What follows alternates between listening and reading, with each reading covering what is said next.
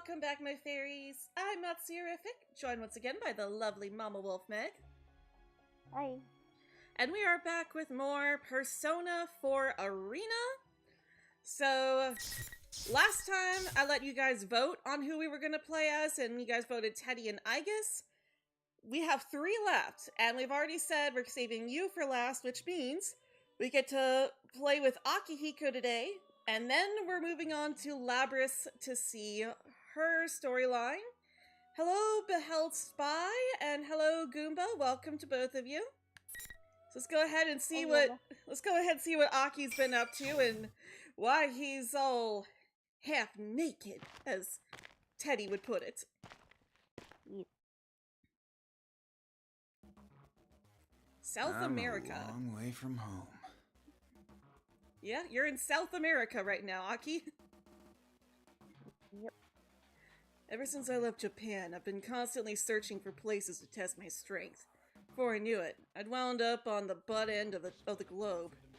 As I walk down the dark alley, a dry wind blows. I can see people inside the buildings, but I don't sense any life here.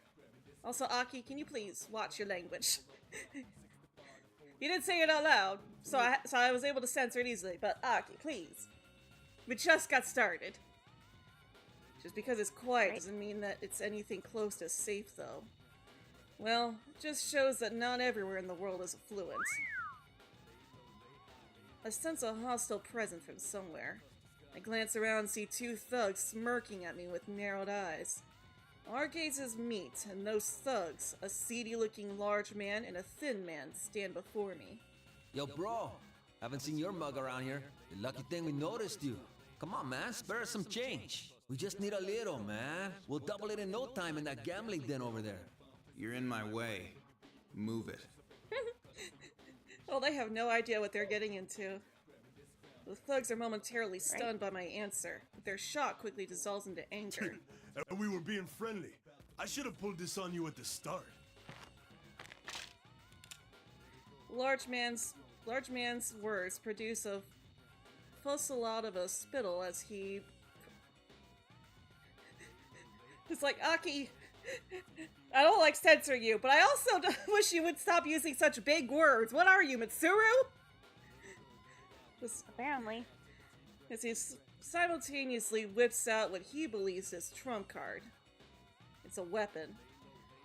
He waves the muzzle in front of my face in a threatening manner. A body like that, and you gotta resort to a gun? Weapon? Pathetic. To begin with, do I really look like I carry that much money on me? Ain't you Japanese? Most Asians stupid enough to come waltzing around here are loaded. Come on, give me everything you got, or it's gonna be your brains on the floor. I'm sure someone out there is going to cry racism from the accent, and it's like, oh, he's in South America, so it's dangerous. Like, but this guy's being racist too by assuming that Aki is carrying money just because he's Asian. Right? Large man is quite short-tempered. Wonder if his mood swings are due to a lack of calcium in his diet. Aki would bring up the diet. I guess you really don't get to choose what you eat when you live in a place like this. The large man apparently realizes that he can simply take my cash when I'm unalive, and his fat fingers squeeze the trigger before I can reply. You're about to say that? That's just rude. Exactly! Like, that large dude is an absolute jerk. Yup. A shot rings out and sends a shockwave through the alley's dry air. Son of a bitch! Biscuit! The large man stands stupefied. He recollects himself and throws a few more rounds my way. What the? What kind of hit him? It's because I'm dodging his shots. Not the bullets. They obviously move faster than the human body. When a slow man uses a weapon, the problem is he has to point the weapon where he wants to send the bullets. And I could see him doing that. I'm just reading his weapon's movements and getting out of his line of fire before he shoots. It's that simple. I bet he thinks there's something wrong with the weapon or that he's not aiming well. Some people. I think he's the embodiment of the phrase, a big head and a little wit. He never realizes what's happening. I dodge his hail of bullets and quickly close the distance to my attempted unaliver. Get a good look at his face contorting in fear and confusion. Giant jerk has the aim of a Star Wars stormtrooper. I mean, Checkmate. that's not wrong. I strike once, burying my fist into his porcine gut. His body lifts off the ground for a brief moment before it collapses to the ground backwards. The massive impact lifts a huge cloud of dust. The man doesn't stir from his place on the ground. You should be more careful who you pick your fights with. You Jerk! The thin man pulls something from his bullet. That wasn't Aki, that was the criminal. I hear the loud click with a switchblade being unfolded. He drops into a crouch, coiled and ready to strike. At least you know the basics. The reprobate extends his arm and thrusts the dully shining knife toward me in a telegraphed attack. I get inside his arm and swipe the attack angle of the blade out of the way with my right hand and connect with my left hand under his jaw. Okay, have you heard of commas? Akizo. Sonata. I mean, this is technically whoever did the translation of this, but come on. That was a really long sentence. Hence, Persona with grammar errors. Seriously. since he attacks in the most obvious fashion, I repel the attack with the most obvious counter. The uppercut lands flush, and the man is cast into the air as he utters an undignified scream. I gotta hand it to you for not abandoning your pal. Sheesh. Yes, indeed. I didn't see the comma. That's the point. There was no comma there. Yeah. The reprobate extends his arm and thrusts the dully shining knife toward me in a or no, not that one. I get inside his arm and swipe the attack angle of the blade out of the way with my right hand and connect my left hand underneath his jaw. That entire run-on sentence has no comma in it. It's the next sentence that has a comma. Hello, Rank. Welcome. Nope. Persona 4 Persona 4 Arena. Yep. It just says, I guess the reason why they're asking is because it says P1 Grand Prix of Friendship. Oh, yeah, that's just let the P1 Grand Prix. The fighting tournament in the game is called P1 Grand Prix, but this is Persona 4 Arena. I didn't come on a journey to waste my time getting into scrapes that don't even rate as a good warm-up. Although, honestly, pretty much all I had encountered so far in my training was a continuous morass of tedious quarrels. Now, up ahead. Huh? I noticed that the dust from the fat man's landing has gotten on my cape and I brush it off. This is the only mark that I took from the encounter. Bodily injuries will heal over time, even if they're left alone. The same can't be said for one's clothing. Damn, that was impressive stuff. Someone speaks to me out of the blue. I glance over and see a man who looks like a bartender, hesitantly emerging from a nearby bar. And sad Persona 1 noises. I'm sorry, Rank. No, sorry. It seems he was watching the whole thing unfold. What a fight! And against a man with a gun? Weapon. Are you a ninja or something? That's also racist. Nah, that's not important. Where are the police? I'd have thought all the gunfire would catch their attention. Bartender responds to my bewilderment by laughing in an even more dumbfounded manner and shrugs. Things like that happen all the time. The only authority here is the cartel. Everyone who's not connected dies in poverty. That's been how it works for over 50 years. I see. Those who are not connected. Upon hearing that, a bitter feeling wells up inside me. Everything in this world relies on connections, and connections are just another form of power. People say what's most important can't be obtained by power, but I figure that means the other 99.9% of everything is simply a matter of power. That includes one's lifespan. And at times, the lifespan of those close to you as well. Hey, why not stop in for a drink? It's on the house. Seeing what you did made my day. No. I mean, the guy seems nice enough. Hello, hi, welcome.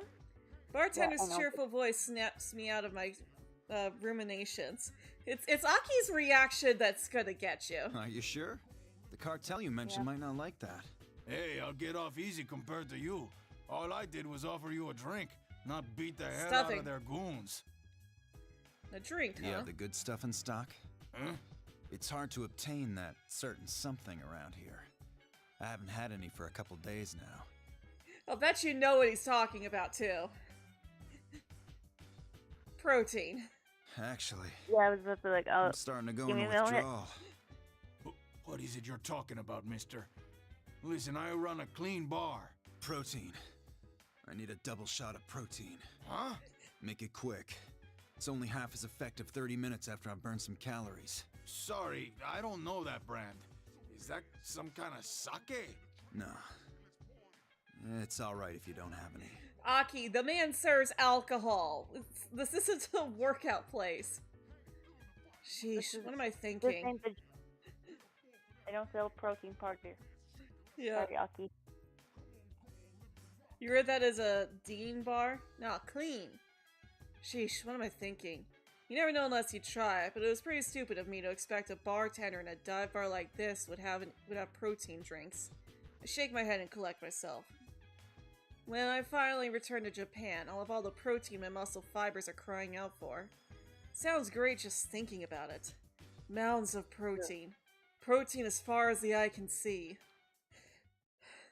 Aki, you This have is- a problem. This is why his tagline calls him a protein junkie. My Yep. days of what a world of infinite protein would be like are interrupted. I take out my cell phone and see that I've received an email. There are 3 important things on the sub-display.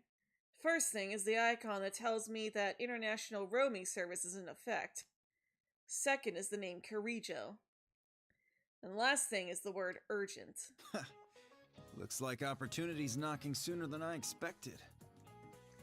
Can't hide my smirk.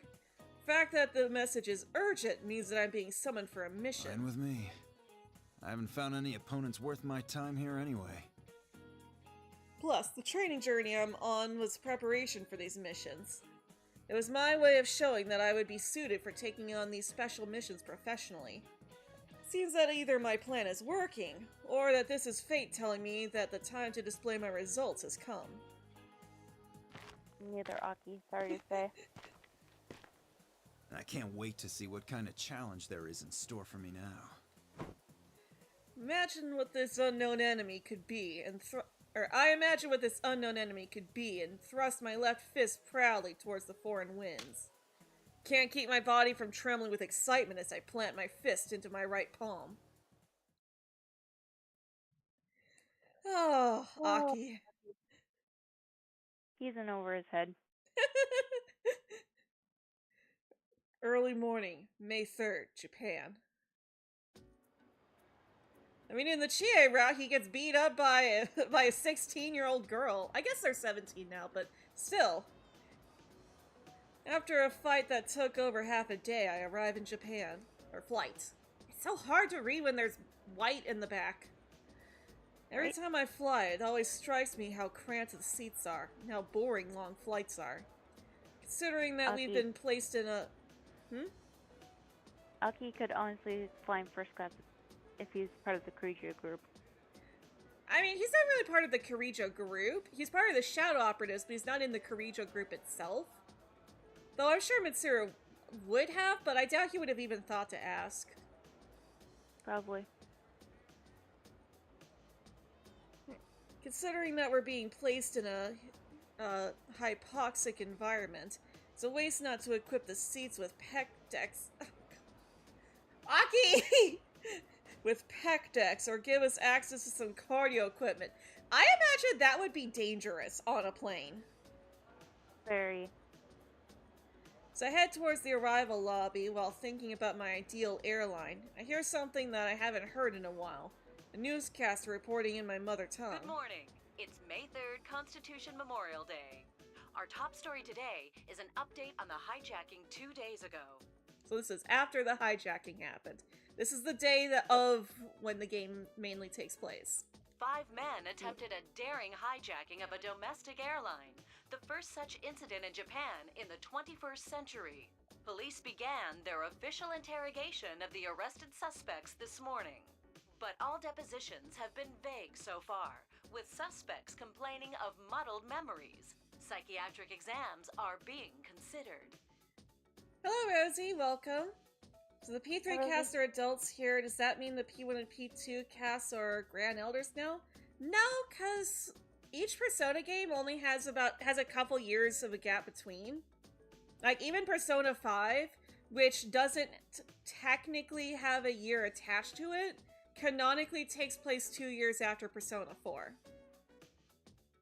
But they stopped adding years to them so that they can keep up with the keeping the games close to one another, while without you wondering, hey, why is it modern technology if it's supposed to be 2013?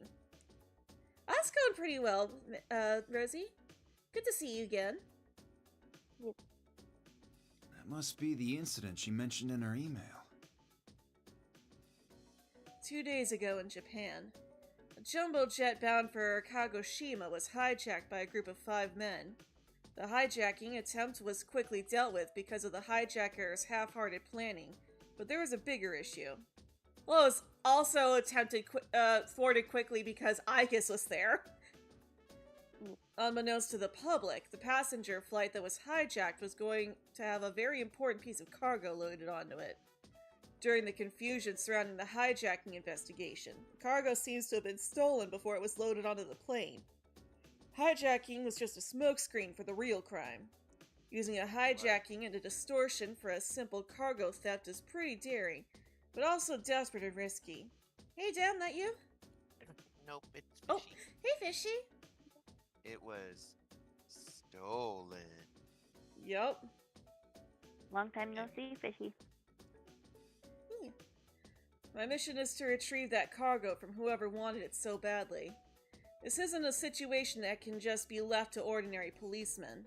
This cargo is extremely dangerous, and the retrieval has to be done discreetly due to its sensitive nature. Retrieval? Oh, retrieval.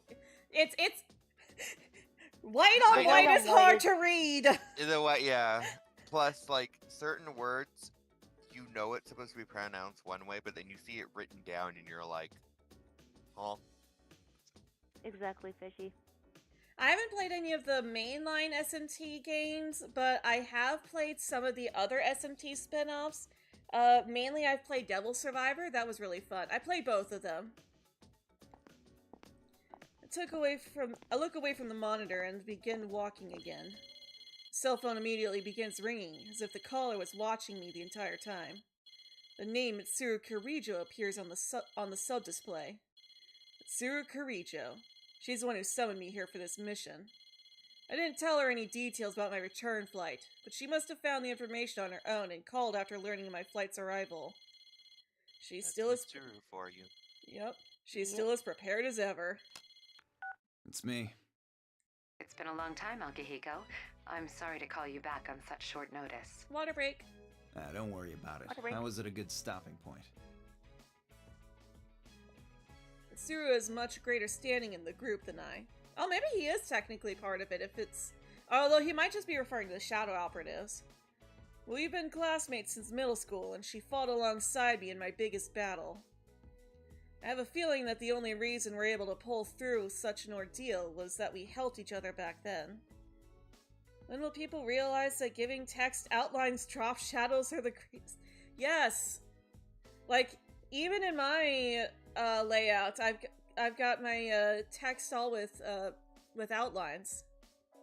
I specifically plan what color to make the text and outlines so that I can be sure that they're gonna pop out against one another. So, who's our next enemy? Don't be so impatient. You received the brief I sent you, right? What I didn't say directly in it is that the stolen cargo was from Ergo Research. I figured it would be Kirijo group related, with you having to call me back. Most ordinary people in Japan would have at least heard of the name Kirijo. The Kirijo Group. Large conglomerate, one of the few in Japan that can boast a large market share overseas. Their influence is so ever-present that they touch many aspects of a typical citizen's daily life. Mitsuru is part of that organization. In fact, she's the only daughter of its founding family. She grew up with untold responsibilities and expectations as she's been forced to navigate tumultuous social Hey. It would also help if Aki wasn't constantly using such big words. Aki, you are not Mitsuru.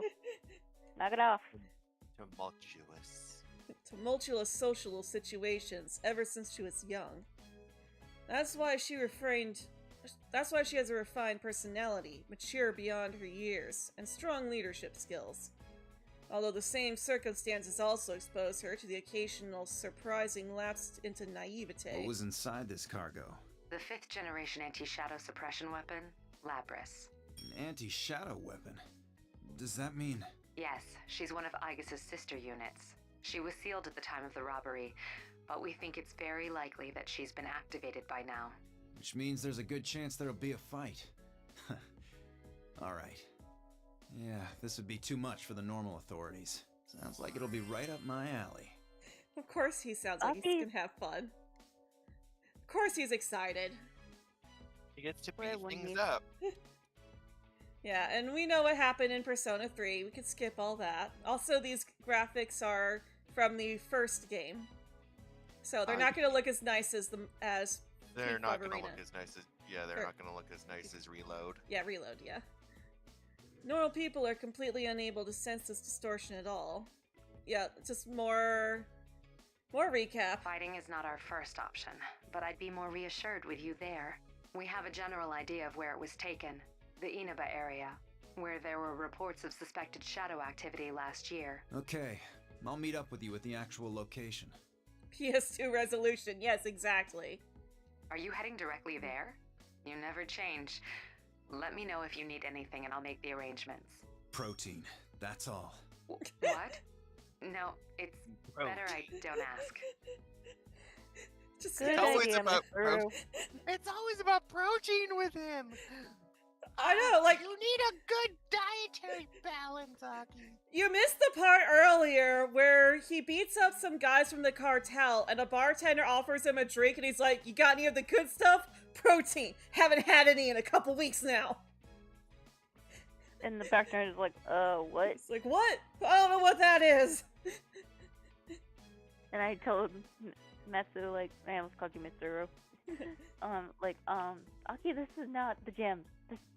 It does not have a It does not have a It protein does not shake. have the protein powder. Right. Yeah, it does not have protein shakes or protein powder for you to put in your drink. Also, no worries, Rank. I enjoy discussing older stuff too. I haven't played the first 2 games or the spin-off of the second game, but I do know of them. So, yeah, I know that we need to play them, but, like, I do want to play the more modern games first. So, we'll see. We probably will play them, but it's gonna be a while. I want to get through the P4 spin-offs, and then P5 and its spin-offs. And I'm... Yep, and Yeah. avoiding spoilers because me. Yeah. I only know, like, basic stuff about the older games, so I'd prefer no spoilers about the older ones too, but... I know nothing about 1 and 2, and I don't know how connected they are to, like, 3 and 4 and 5. Like, I think they are connected, and there might be references to them in... They are the connected. games. From what I understand, there's another organization that appears in one of the first 2 games, and the Kirijo group actually split off of that organization. But I don't know all the details and stuff about it. But it also seems like they're not as connected to the others as, like, 3 and 4 and 5 are connected to each other. Yeah, like, they do that on purpose so that if you haven't played the other games, you're not missing out on stuff. Like there's From yeah. what I know, Western audiences, like Western players of the first two Persona games, had a very like different game because those two games They were heavily westernized. they came out during a time when any media coming from Japan to the West was heavily westernized. Like they changed These all the these characters' donuts are the names. best. Jelly filled are my favorite. They changed all of the names to Western names. They got rid of as much reference to the games happening in Japan as possible. Like, so Persona 3 was the first time Western audiences had a Persona game that was not heavily westernized. Yeah. Which was nice. Like they even use honorifics in that too.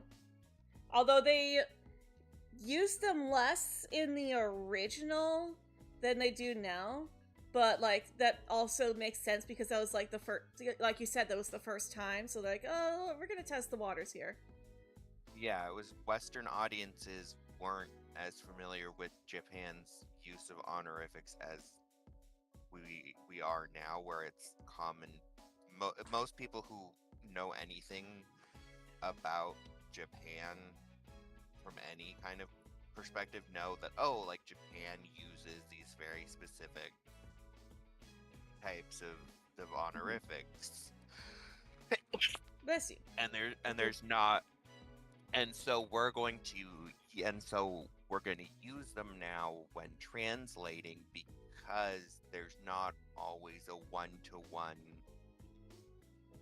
correlation. There isn't always a Western term that matches up. Like we don't have things that are, similar to like kun and chan and in English. So when those terms get used in Japanese media nowadays, they're just used in the English translations as well. Yep. Which I appreciate. Just like, and even like we don't necessarily have a direct thing for sensei, because sensei doesn't just mean like teacher. It can also mean master, which, like, sometimes they do translate it to what the context would say. Like, Chie, in Japanese, she calls Akihiko sensei, but in the English dubs, she calls him master because she wants to learn from him. So she uses sensei in the martial arts master kind of sense. So they translated that to master. But Teddy, they kept him referring to you as sensei, because even though Teddy uses it in a very similar way to how Chie uses it to Akihiko, it is different. Teddy calls you sensei because he is a master of using personas, but he's not somebody who is teaching Teddy. So because that can get lost in the translation, he just calls him sensei. Yeah, and it's like you could also refer to like a doctor as a sensei. Yeah. There's not, like I said, there's not always a one-to-one like direct word that kind Correlation. of yeah, there's not always a word in English that has the same meaning behind it or is multi-usal like it is in Japanese, because like sensei, it can teacher, master, doctor, like it can be used for multiple things, whereas here we would be using those 3 different phrases Yeah. or those 3 different titles. Yep. Anyway, so we got really off topic there. Oh well. I'll send you the precise location later. Sorry to call when you've just returned from a trip, but I'm relying on your assistance. You went to a lot of trouble to create the Shadow Operatives. I won't do anything to tarnish the name. I'll see you there. Really. Alright, and yes, we all know the Shadow Operatives. We've gotten the explanation before. We'll skip through that as well. I have an email from Mitsuru giving me the details on the meeting location. As usual, she's thoroughly planned this out. Inaba, huh? Smile appears on my face. An opportunity to use all the skills and strength I've been honing. I will commit every fiber of my being to fulfill the duty I've been given. I couldn't ask for more.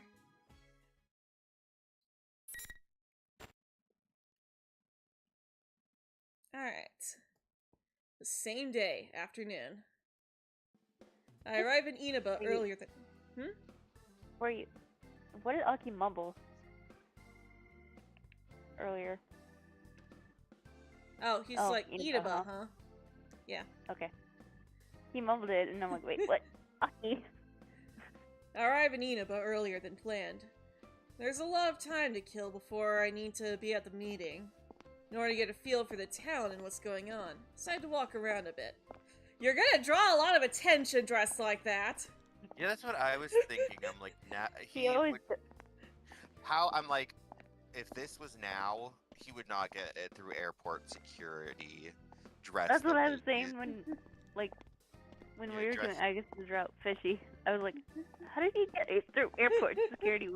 Just Aki. It- like, I guess they don't need to strip search him, or at least his top half, because like, it's just there on display for everyone to see. But literally, you're a man going around in a billowing, hooded, red cape, like With pants. with just least. paint. Like you're the only thing covering your upper body is this billowing cape. Not to mention his evoker strapped to his thigh that's like, you know what most people are going to assume that is. Yeah, Right? and there's no way in today's society, like there's no way with today's airport security They're gonna allow it. that you're gonna get even into the airport if they could see that. They'd be like, Sir? You're they'd be like, suspicious. they would be detaining you in airport jail and possibly calling the police. Because I'm pretty sure Mitsuru will get him out. I'm sure Mitsuru could, but like until then, because there's gonna be a lot of red tape that she's probably gonna Go through. go through. Because I'm sure the police would be called. Yeah. Hello, Ken Price. Welcome. And unlike in here in North America, China. Japan's system of law is not innocent until proven guilty. It's guilty until proven innocent. Yeah. That is. Oh, good grief. Which, comes Hence into wh- play in another game. I won't say which one because I don't want to spoil it, but, very much Hence- does come into play into another game, and those who know the game know what I'm talking about. Yes. Sadly Also, do it's not. it's why the you know, the Ace Attorney games. It's why they play out the way they do. It's funny because there's a YouTuber. His name is Legal. His YouTube channel is Legal Eagle, I know him. and he's a real lawyer. Oh, dang. And he's like a real licensed lawyer who even has like courses to help people who are going into law school. Nice. But he also has a YouTube channel, and there is I don't know if it's one video or multiple videos, but he did do a video where he watched or played through Ace Attorney, and he was so confused because he's used to Western law Oh, no, not Japan's law. and not how Japan works. So he's going into it with the whole mindset of an American lawyer and, innocent until proven guilty. Whereas, so, you know, the trial goes, the prosecution is trying to prove with evidence that this person is guilty or not. Whereas in Japan, it's the people are trying to prove with as much evidence as possible that this person is innocent or not.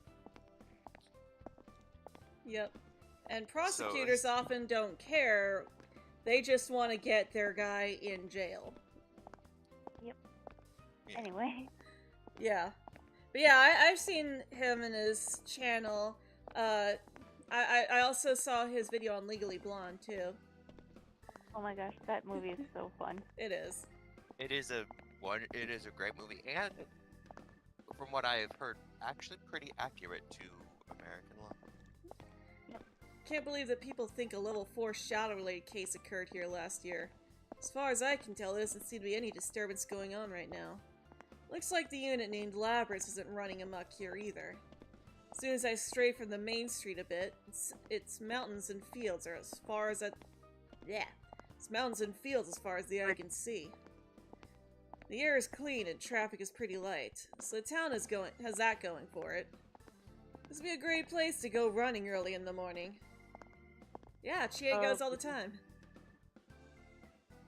Yep. I wait for evening to come while exploring as much of the town as I can. It's almost time. My cape flutters in the wind as I shadow box and jog it to the meeting area, an intersection on the outskirts of what this town would call its shopping district. Meeting up in a rural area like this is a bit of a tricky situation. Since the shadow operatives don't officially exist, we need to draw as little attention to our mission as possible. And yet you dress like this! Akihiko Sonata. We are so grounding you, or putting you in the closet. Hopefully we can quickly join up and be on our way so that the residents don't take notice of a bunch of outsiders assembling in their sleepy town. Says the guy with wearing cape and just pants. Yes. And with what looks like a GUN strapped to his thigh. Mm-hmm. That too. Unfortunately, when I arrive at the meeting point, Mitsuru and the others are nowhere to be seen. Did something happen? I doubt she'd run into any trouble she couldn't handle, though. Could it be that I'm in the wrong place? There aren't any tall buildings to block my view, so I look in every direction. The only thing outside the shopping district obstructing my view is a mountain of garbage that looks like it might be a scrap heap or a junkyard. I may as well be diligent and head over there just to make sure. Oh, okay. I enter the area and it's full of all kinds of junk. Cars and household appliances, large and small, are piled into a small artificial mountain. Excuse me. G-U-N, your favorite Sonic character and mechanic. Test my footing and begin climbing up the stacked trash. Looking down, I spot a long black limousine that is completely out of place in this tiny town. Come to a realization and sigh. I spelt it because I didn't know whether or not saying the actual word would get us demonetized. Yeah, we're trying to censor it too. Yeah. Of course. Aki. They'd stand out no matter where they were, so they could only park here. Yes, I did see your message, Captain. Two of my friends are standing by the limousine. A woman decked out in a fur coat and a mechanical girl. It's Mitsuru and Igus. Right before I call out to them, Igus does something bizarre. She extends her right arm towards the TV screen in front of her and... Igus's hand is passing right through the screen. Steel fingers aren't just breaking the TV screen. They're definitely going inside it. Concentric rings of white light are rippling forth from where she's inserted her hand. It's the same as mine. It's hard to say definitively since this is my first encounter with it, but I believe this reading is from a personality module. Does that mean our retrieval target is inside the TV? I don't understand how or why, but it seems that people can enter that TV. If that's the case, it'd be the perfect place to hide stolen cargo. That makes things easier. Huh. Sounds like fun. Two of them look up, surprised. Is that Akihiko? I leap off the mountain of trash and land in front of them. You didn't show up at the rendezvous point, so I went looking and found you here. This whole TV thing is pretty interesting. Akihiko, what on earth are you wearing? Just what were you doing overseas? Alright, it's not attached to his thigh, it's under his armpit. Still. Didn't I tell Boy. you that I was on a training expedition? Sounds awkward to say someone from a TV, right? Like you have to know the story of Persona 4 to actually understand this. Don't tell me you came here from the airport like that. Like- Does the concept of keeping a low profile mean nothing to you? Oh, Viking Warrior, welcome. I We just glance got at through this. I glance at Mitsuru, and I can tell that she's summoning up for her coldest stare. This clothing allows me to have much better mobility, but I don't think Mitsuru is going to listen to my explanation. Mitsuru-san, I believe we have lost the right to complain about that. True. Agreed, I yeah. guess. It says the girl in a giant fur coat. And At with least a warm. skin-tight black suit underneath of it, who also came here in a long stretch limo. Glancing at Mitsuru's clothing once again, I couldn't help but sigh. Since Ike has already voiced what I wanted to say, I decided not to make a comeback. Mitsuru simply shakes her head and sighs back at me. Seriously, Smart man, Mr. Aki. seriously, I'm this pretty sure if you made a comeback, Mr. would execute you. Seriously, this is what happens when you grow up in a wealthy family, sheltered from the lives that normal people live. Anyway, Hello, Kofi, welcome. Hi, Kofi. I slam my left fist into my right palm. Aigis' sister unit, Labras. She's apparently inside a TV, sitting in an obscure part of the countryside. I gotta wonder, what else will be waiting for us inside? we can get inside from that TV, right? And what are we waiting for? Still the same Akihiko. We don't know the situation inside yet, and we'll need a secure means of getting out. So what? If we want to get this Labras back, someone has to go inside, right? Well, that's... Sarah's at a loss for words. I know that I'm voicing my opinion more forcefully than she's used to. It's what I have to do. I know Mitsuru well enough to know when she needs someone to prod her into action. Wanting to exert control over every situation is a commendable trait, but in certain situations, waiting doesn't allow you to seize any more control, and also give your opponent more time to prepare. Our target hijacked a plane to throw her into a TV in this town. If we sit on our hands, it's possible we'll be put in serious danger. I lock eyes with Mitsuru and take a step towards her. We're different from how we used to be. We made the choice to fight shadows as professionals. Inside a TV man nightmare. I mean, when there's no victims inside of it, and when it's not being abused by people abusing their persona abilities, it's actually quite nice inside. That's why I traveled around the world and trained harder than ever. And now that something's actually come up, you're hesitating? We agreed to do this. I'm ready to stake my life on the mission. 3 years ago, I had said that it was my duty to help in the fight. Looking back on it now, I know a lot of it was just for kicks. Seeing myself definitely become much stronger and experiencing all that personal growth was incredible. Becoming stronger felt like it would satisfy some deep desire within me. And if I died giving my all against a really powerful opponent, I didn't really mind the thought of going out like that either. I was honestly fighting for myself more than anything else. But now, something has changed in me. I wandered around the world with something in the back of my mind constantly nagging at me. Something about not having a grasp of some part of myself. I know that I want power. Power to protect others. You think Astrobot on PS5 has some Persona bots? I've never played Astrobot, sorry. I haven't either. That feeling has Sounds a always bit been weird. there. There's still someone else, though. There's still something else, though. Something different. A few seconds of silence pass, then Mitsuru's eyes narrow. Her eyes are filled with a steely determination. All right. Wait right here. I need to go make a phone call first. Okay, but make it quick. Mitsuru heads, Oh, Mitsuru heads towards the long limousine with a wry smile.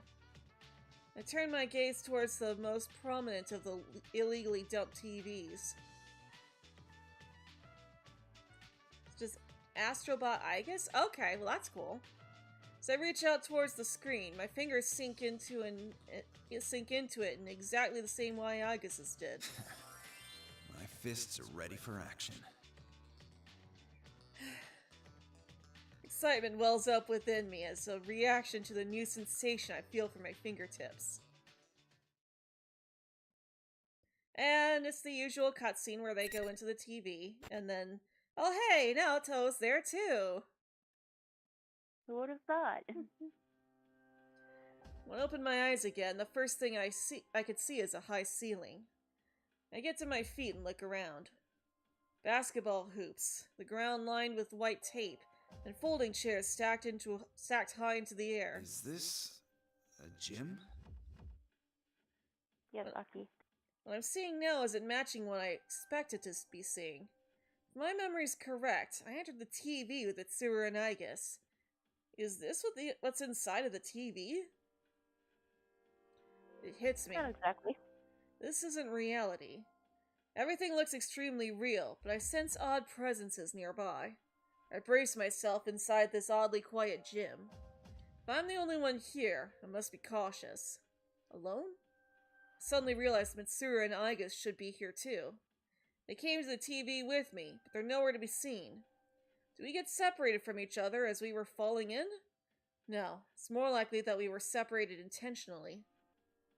Well, I don't really need to worry about them. I'm pretty sure that they'll be able to handle anything in here on their own. Even if something does attack them, those two will just counterattack with icicle executions and machine weapons. This feeling in the air reminds me of somewhere, though. I mean, you got Tartarus music playing in the background, so that's probably it. Mm-hmm. I felt this harsh atmosphere before. I dig through my memories. That's right. This is what Tartarus felt like. A tower full of shadows where we did battle 3 years ago. Since this area is unfamiliar, and I'm assuming hostile, there's no knowing when an enemy may attack. But waiting around to get ambushed isn't really my thing. It's time for me to get going. Just as I think that... Talk about that, Aki. Those are Teddy's footsteps! What in the world is that? A bizarre object approaches me from further inside the gym. It's red, blue, and round. On top of that, it's walking on 2 feet. I wandered all across the globe to different regions, but I've never seen a bizarre creature like this. Huh? There's a weird guy in a cape. Weirder still, it's able to communicate with me. You think you've got the right to call me weird? You seem suspicious. How rude! I'll say the same back to you. Being half naked and wearing a cape is totally suspicious. I'm with Teddy on this one. The one No, time I'm- we This be the agree with I'm with pervert Teddy I've too. heard rumors about. the one time we My agree with innocence Teddy. is in danger. And You're Teddy. making no sense at all. Language. Who are you? Oh, don't tell me. Are you a shadow? Technically, yes. Huh? I'm Teddy. Teddy. So you are a shadow. I just said I'm Teddy. Teddy. It's easy. No bear has fur that color. Or can talk. How cruel. I'm an adorable, sexy beast, no matter what angle you're looking from. No, Teddy. I'm sorry You- to say Teddy, but no. You're really not. Teddy. Does that mean he's like a bear or something?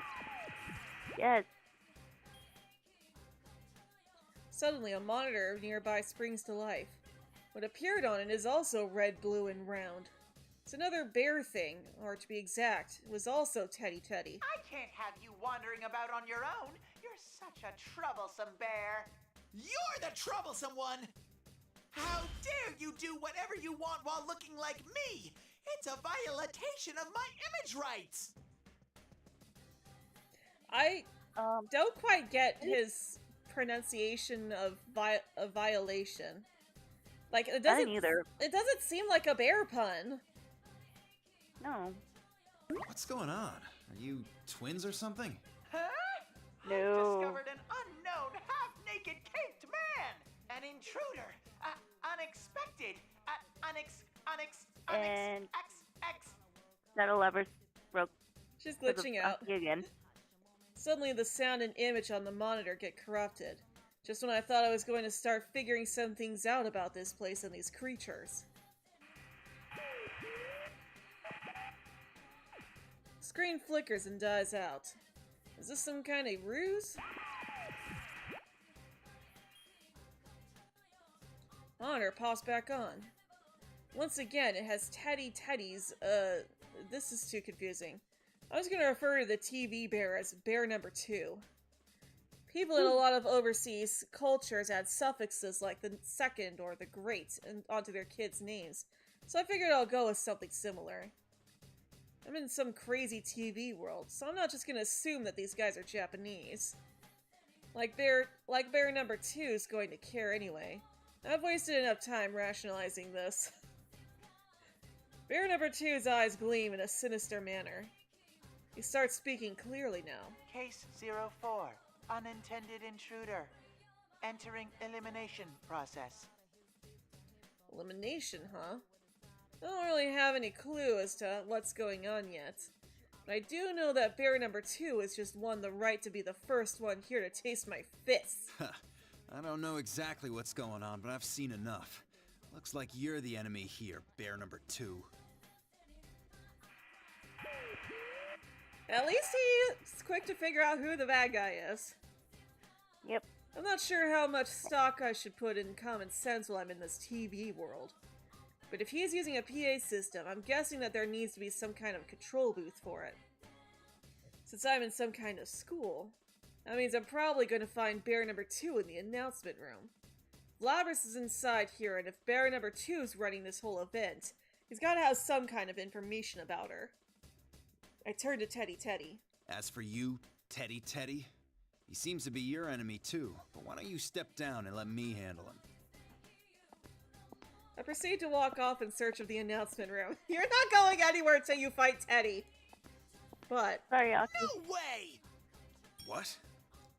I mean, who are you? You haven't even told me your name. And that bear might be a bad guy who tricked my beloved sensei and friends. I can't leave this in the hands of a half-naked cape man like you. Teddy looks surprisingly resolute as he refuses my offer. Does he have friends of his own that he's trying desperately to protect too? Well, your costume is strange. I do like that fire in your eyes. What's that supposed to mean? It sounds perverted Creepy. coming from a half-naked cape guy. Hey, I have a name. It's Akihiko Sanada. You don't have to call me half-naked cape guy. And I know I can't prove I'm on your side just by saying so. So judge for yourself whether I'm worthy of your trust. In the ring. Of course Aki wouldn't need any prodding at all. It's just like, yeah, let's fight. You're that excited to do Exactly. this? Fists don't lie, you know? Now come on, and I'll give you everything I got. I put my fist... By the way, Viking, I used to love Teddy until he did something with Ray. till he fed his own fur to Ray as cotton candy. I put In my... Persona 4 Yeah. Golden. Or not. Persona Q. Oh, Golden. Persona Q. I put my fist out in front of me and focus. If one does not face their cowardice, they cannot summon a persona. That's why persona users used to have to undergo the trial of holding an evoker to their heads. But that was simply a ritual to overcome one's psychological blocks. It isn't a required step in handling personas. My resolution has always been within me, after all. Come, Persona! So he doesn't even attempt to use his evoker, he's just like, oh yeah, I can do this. He senses power Okay. rising from within me. The smartest one so far. He's the only... Well, I mean, I guess can summon hers without an evoker too, so... I guess Mitsuru's the only one who has to figure that out. It's like, oh, I can do this. Yeah. Aki's learning the smarts from Aegis. Yep. At least until we get to the sequel story. Yeah. Alright. Teddy! Aki versus Teddy. Final. Let's do this. The two-fisted protein junkie versus the beast in meat. Sorry, Aki. Or Teddy. Ugh. Sorry, Teddy. But Aki's about to punch you a lot. Oh, thank you so much for subscribing, 6wolves120.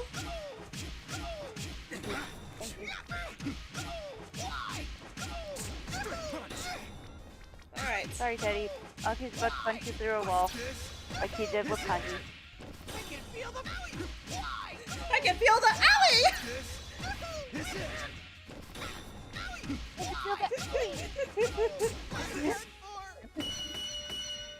Oh, poor Teddy. Aki just used him as a literal punching bag. The intruder is a persona user. Difficulties in elimination. Acknowledging as valid target. Bear number 2 is muttering something on the other side of the monitor after watching our bout. Seems that I've been officially promoted to the rank of valid target. Persona user? Are you talking about me? What do you mean by valid target? Irregularity has occurred. Multiple intruders detected. Emergency. Emergency. I love the subtle nod to him sounding like really robotic. It's like, Right. perhaps that's not a normal enemy. Oh, I know. I've just had a fun idea. Oh no. Just as bear number 2 starts speaking like a normal person, the monitor suddenly cuts out. Seriously, who is this guy? One thing's for sure, and that is that I need information right now. I lean over Teddy's flattened body and lightly tap the back of his head. Hey, Teddy, wake up. No, Kanji, you're crushing me to death. Teddy, what kind of dream are you having right now? You're crushing me. A very awkward one, apparently. Like, Yosuke makes fun of Kanji all the time for being in the closet, but no one ever talks about Teddy being in the closet. I did. A couple times.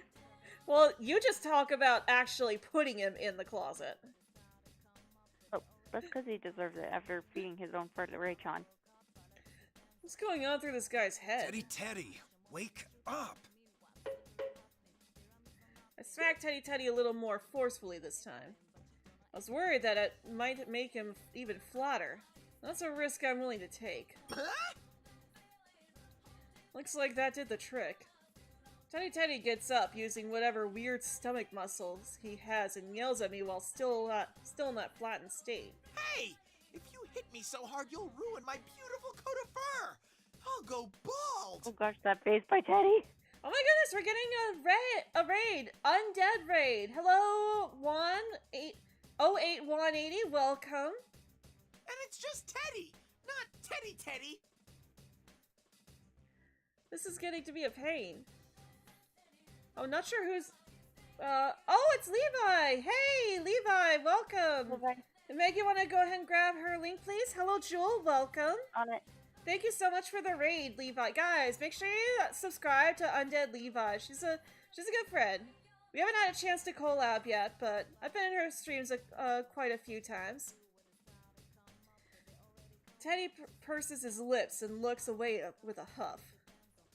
I wanted to demonstrate my sincerity with my fists. There's no doubt that I did that. Then again, considering... Sincerity with his fists. Yeah, Aki speaks with his fists. He always does. Yep. Then again, considering how badly flattened he is right now, I guess it's understandable that he doesn't want to talk to me. Well, maybe I went a little too far. Let me at least talk to you. I have important business here too. I need as much information as I can get. Aren't you going to say sorry? Don't push your luck, or I'll pull out all your fur. Dang, Aki! I was just joking! Aki, I mean, Teddy already did that. I am a knowledgeable bear, so I'll make an exception for you and listen. Hey, I'm the one who won. Where does he get off with this attitude? Doesn't feel right letting that slide. I don't want him getting all pouty again. I take a deep breath and turn to face Teddy once more. First off, what kind of world is this? This It's the TV world. Well, at least I was right about that. Teddy then went on to explain that there's a mysterious TV program called the Midnight Channel that only appears at midnight. That TV broadcast is caused by this world inside a TV. Oh, he just popped back out. Seems that Teddy's back to his original appearance, or rather, his original thickness. He's like a big stress ball. That's hard to believe. But even if that's true, why does it look like this? Is this supposed to be a school or something? This is probably the school that Yosuke and the others go to. It's a real place? This world changes whenever someone comes here. I'm not sure why it's a school now, though. It changes when people come here. I used to live here for a long time, so I saw it happen a lot. You lived here? Well, does that mean you're from this world? What are you? That's, He's a shadow. Teddy starts clamming up all of a sudden. He starts getting nervous when I blurted out the realization that he was living in this world that he wasn't human. Embarrassed about being different from humans, huh? He definitely doesn't look human, but it's easy enough to overlook because he's able to easily carry on a conversation with me. And his fist definitely had a heart. I guess immediately springs to mind. She's a machine, but she also has the same heart as a person. Though this Teddy creature may be some kind of costume creature, he must have a heart as well. That being said, he does look pretty stupid. Dang! Oh my goodness. Savage! Ugh, there's so much I don't understand. But I can at least say I'm pretty sure you're no threat. Of course not. I'd never cause anyone any trouble. If you know this world so well, does the name 5th Generation Labrys sound familiar? I've never heard of it. Every day's great at Juness. I usually spend my time there. Every day's great at your Juness. But when I came to, I was locked up here. I managed to escape, though. Yeah. Only to find that an imposter Teddy was causing a bunch of trouble with his P1 Grand Prix. He was bummed out a minute ago. Now his face is bright red and there's steam pouring out of his head. This guy's a real piece of work. That guy who showed up on screen looked exactly like you. He calls himself the General. But don't confuse me for that phony. The real Teddy is made of all natural bear fur. If that was someone in disguise, there must be a reason he's trying to look like you. Ooh, I know! It must be because he's jealous that Sensei and everyone love me the most! No. He's not 1/1,000,000th as cute as me! Anyone can tell he's a fake! Yeah, it's totally obvious. I recall what Teddy said about the Midnight Channel earlier. Some of the things that happen in this world are broadcast to the outside world. If that's the case, then misfortune may be spread and people could be confused or misled. At this moment, I'm not sure why someone would be intentionally causing such confusion, but this Teddy guy mentioned that his friends were here. If Bear number 2 is in opposition to them, then it's not too big of a stretch to imagine that he's trying to upset their friendships. Alright, one last question. You said you used to live here. Do you know how to get out? Of course! That was one of my specialties. I always helped other people when they needed to leave. But it's not working here for some reason. I'm losing my confidence.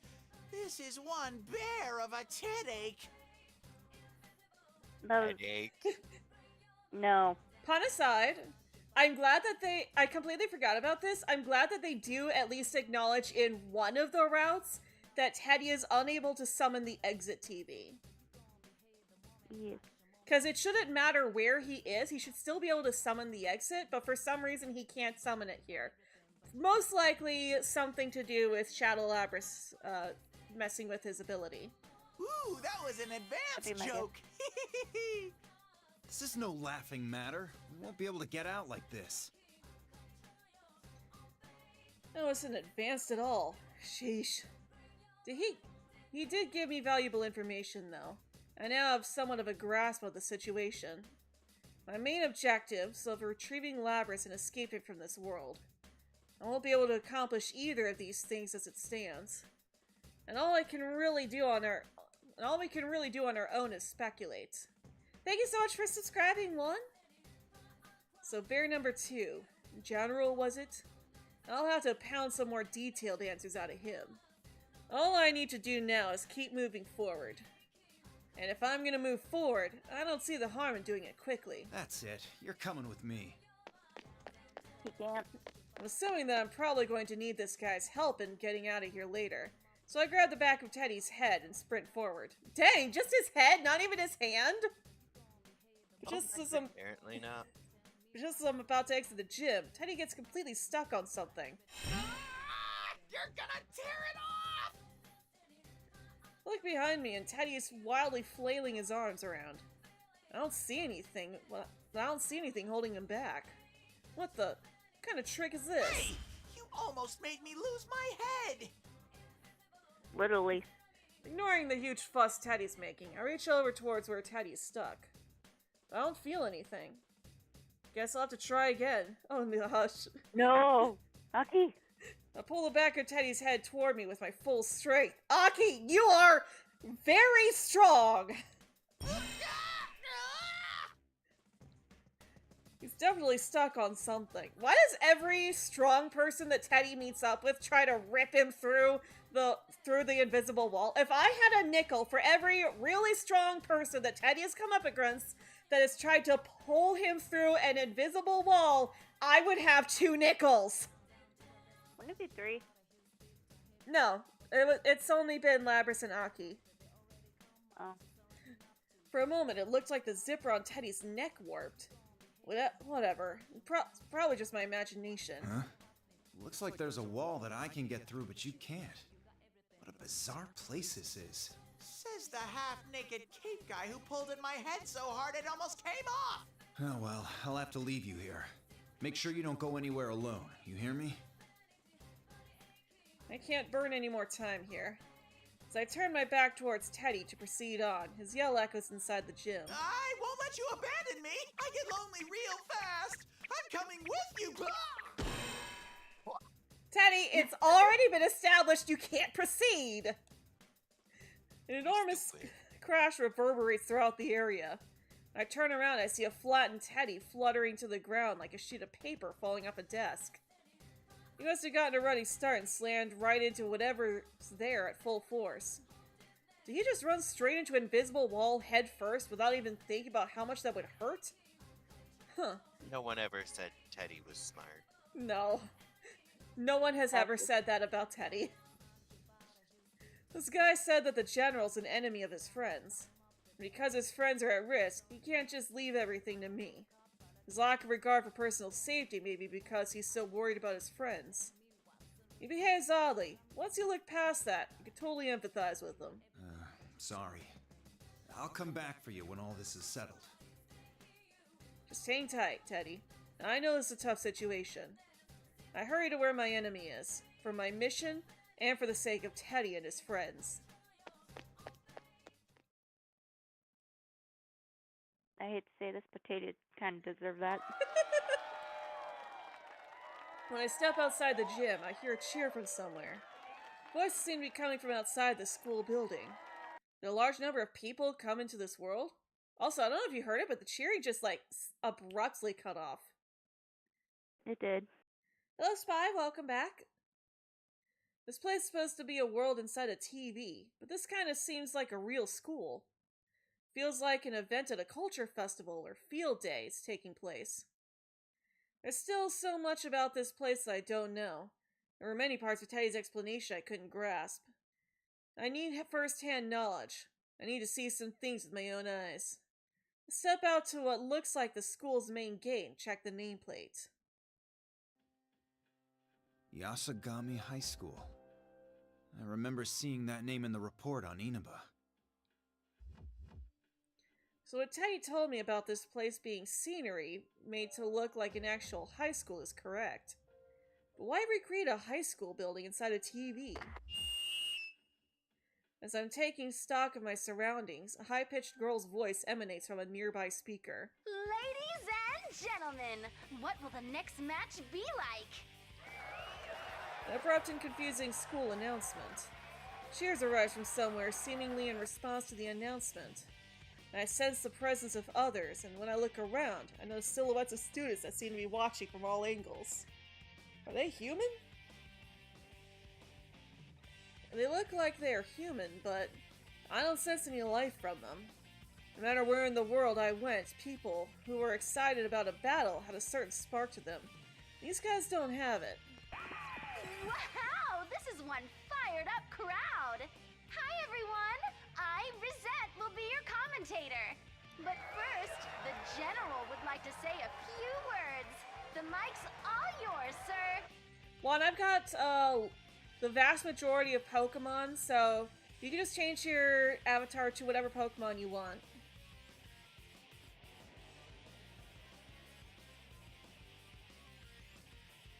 As if answering the commotion, the monitor set up in the center turns on. That General Teddy appears on the screen. Ahem! Well then, I'm proud to announce the opening of our very own P1 Grand Prix! Presenting the manliest of all men! Oh, so you've come this far. I applaud your bravery in not running away. Still hiding behind a monitor? It's about time you showed up in person. I'll crush you.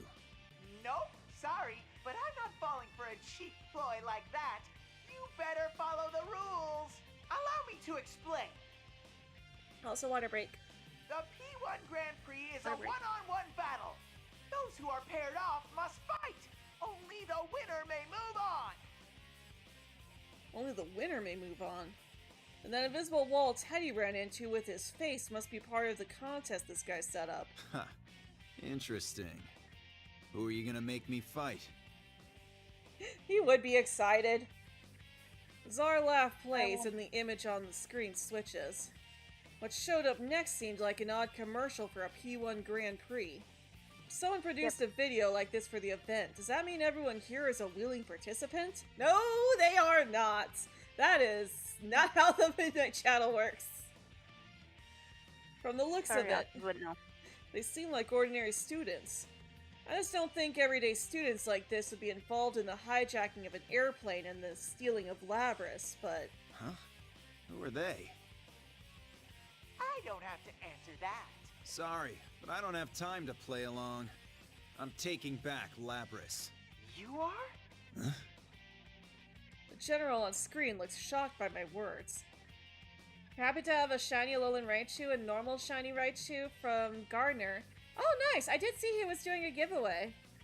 You just named them both after me. Aw, well, thank you. Yeah, I was kind of helping them out with that, like seeing if everybody got shiny and stuff.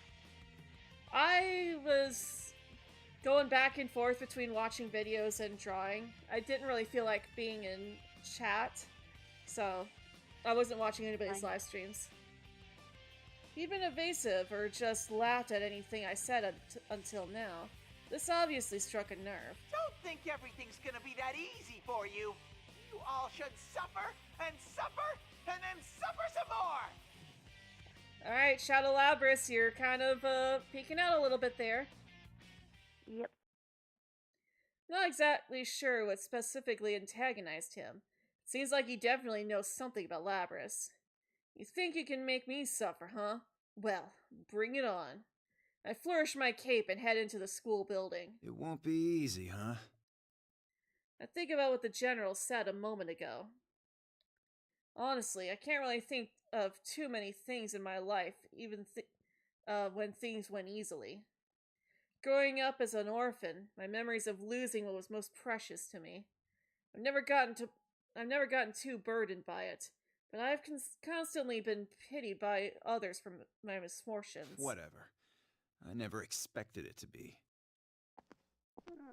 The pain of loss is my source of determination. I must stay strong in order to protect those who are precious, and by my side right now. He uses the pain of loss. Yep. And I have like it's gonna be TA next. I proceed through the school building, and after climbing a number of stairs, I notice something odd. This place is bigger on the inside than it looks on the outside. The hallways don't turn in the direction you'd expect after seeing the outside of the building, and the way the classrooms connect with each other is bizarre as well. This is what I'd figure another world would be like. Bigger on the inside. It's like a TARDIS. Yep. I'm doing alright, Spy. Feeling better than I was yesterday. I reach towards an upcoming corner, and I come into contact with an invisible wall. I see. So this is what prevented Teddy from following me. I couldn't have done much earlier, but now that I can actually touch it... Put all my strength into that strike. The wall barely gave it all. Aki, you are gonna ruin your hands and feet. If it shakes, that means it's taking some damage. If I keep attacking it, I may be able to break through a portion of it and punch my way out. But I really don't know how much of this whole charade I can break through by destroying these walls. It wouldn't be a smart way of expending my energy. That's when something catches my eye. A window. Remember Chie's route when she followed him out the window? Mm-hmm. When I reach towards it, the invisible wall doesn't impede my progress. I knew it. Whoever set this up only thought about blocking people's paths. Anywhere there already was a real wall got overlooked. Who's that in the background? That would be Meg. Bye. Fishy's also here too. Hello. Yep. I'm not obligated to play by the enemy's gimmicks. Hi again. Hi, Dem. Hey, Dem. Jinx. If they want me to go one way, maybe I can gain an advantage by taking a route that they didn't expect. Then I'll just go another way. I put my hand on the window's frame and jump outside. And then Chie's like, whoa! Did he just jump out the window? Yep. Now Nixie's not here. Though she would be welcome if she was. Yes. I land near a classroom that seems to be half underground. I look through one of my windows. I look through one of the windows. Though the interior is odd, it looks like it's a music room. The window's closed, but it's still just a glass window. If there were a real school, I'd hesitate to do this. But hey, this is a fake world. I rear back and put my fist through the window. Aki! Oh my gosh, Akihiko! Whoa! What the? Who are you? Hi, Kanji. There's another visitor inside the room. He's a well-built young man in a school uniform. Huh? You're that guy from the video. Did you just come falling from up there? What's going on? Answer me! I remember now. You're the blood-curdling beefsteak emperor. Beefcake! Oh no, come on! Did you even try to remember my name? Heck no. So that P1 Kanji. Grand Prix thing has already started. Recall the rule that those who encounter each other must fight each other. The general said that only the winner can proceed. I decided to see if those rules are still in effect, and I reached towards the exit of the music room. I feel the same wall barring my path as I felt earlier. Also, Gardner gave you a shiny... I'm guessing that's Mimikyu, which is your favorite ghost type. Nice! Yeah, it was Mimikyu. Same goes for the window I came from. That's irritating. It's irritating that I'll have to follow the rules and fight. Since the walls can't be easily destroyed, I've got no choice. I don't know what kind of circumstances this Kanji guy's faced with, but if we're gonna fight, we might as well do it right. Hey, take off your clothes. No! Akihiko. Akihiko wording! What the hell? How can you ask that straight out? Teddy's accusation of the P word doesn't seem that off now. What's wrong with what I said? Won't it be hard to maneuver wearing that? Akihiko Sonata. Sometimes I really do think Akihiko might be autistic because he says a lot of things and like, you know that he doesn't mean it that way, but you also know that it sounds, that doesn't quite sound the way he intends it. Exactly, but Akihiko Sonata. Maneuver? Why is he getting all flustered? His face is red. Maybe he's just not feeling well. No! It's that you're saying things like this to a closeted bisexual! What are you all flustered for? I'm talking about your jacket. If If you Don't don't worry wear about it it. right, it'll get in your way during the fight. My jacket? You just said that to begin with? There's no real meaning behind this. It's like, just the way I wear it. It's plain weird. Says the guy who's half naked except for a cape. Thank you, Kanji.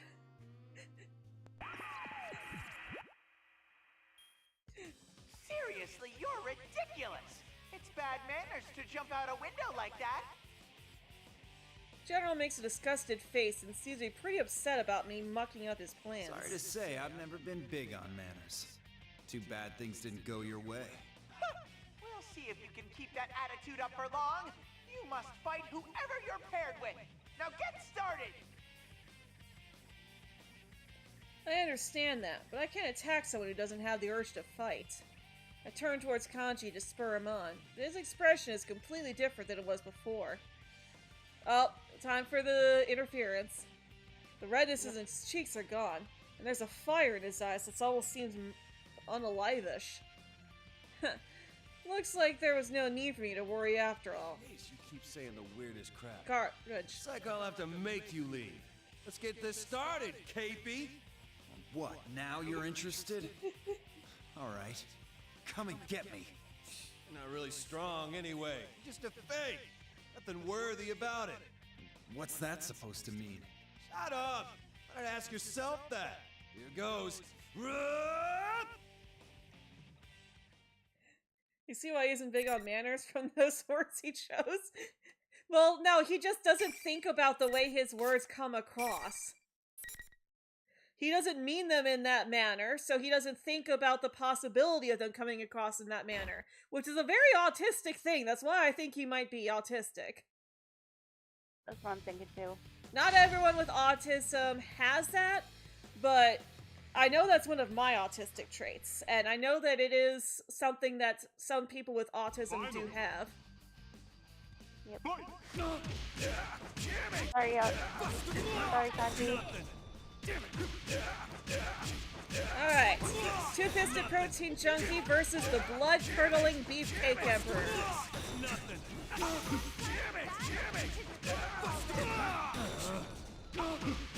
Oh, jeez. Am I gonna get a perfect? Yeah, probably. I know story mode doesn't do perfect. Oh, okay, there it goes. He finally hit me.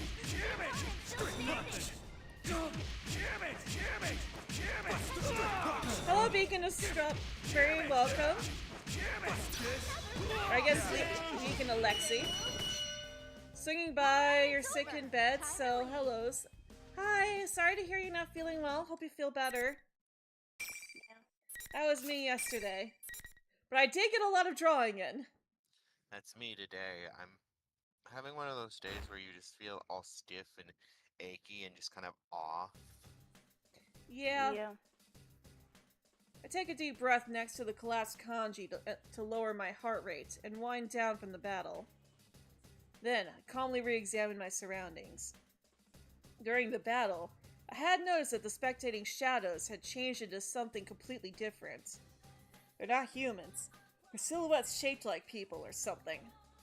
I don't know why they're showing their true form now, but that's fine. If they're not human, then there's no need to worry about them. I'll just leave them be. And if they happen to turn hostile, I can easily crush lifeless creatures like that. Just kind of at a loss for words from what he said and from the take your clothes off. Yeah, his Right. Yeah. his Just intention don't was worry about like, it. you'll move easier if you take off those restricting clothes. Like, I think that's why he himself is shirtless, but like phrasing. Akihiko Sonata. Kanji regains consciousness. He recovered much more quickly than I was expecting. It's amazing. So this is what you meant by going at it with nothing to hide. When did I say that? You're one passionate guy. Guess you're no ordinary pervert. Oh, since when am I a pervert? Hey! I mean, you did tell him to take his clothes off. I mean, true, but still.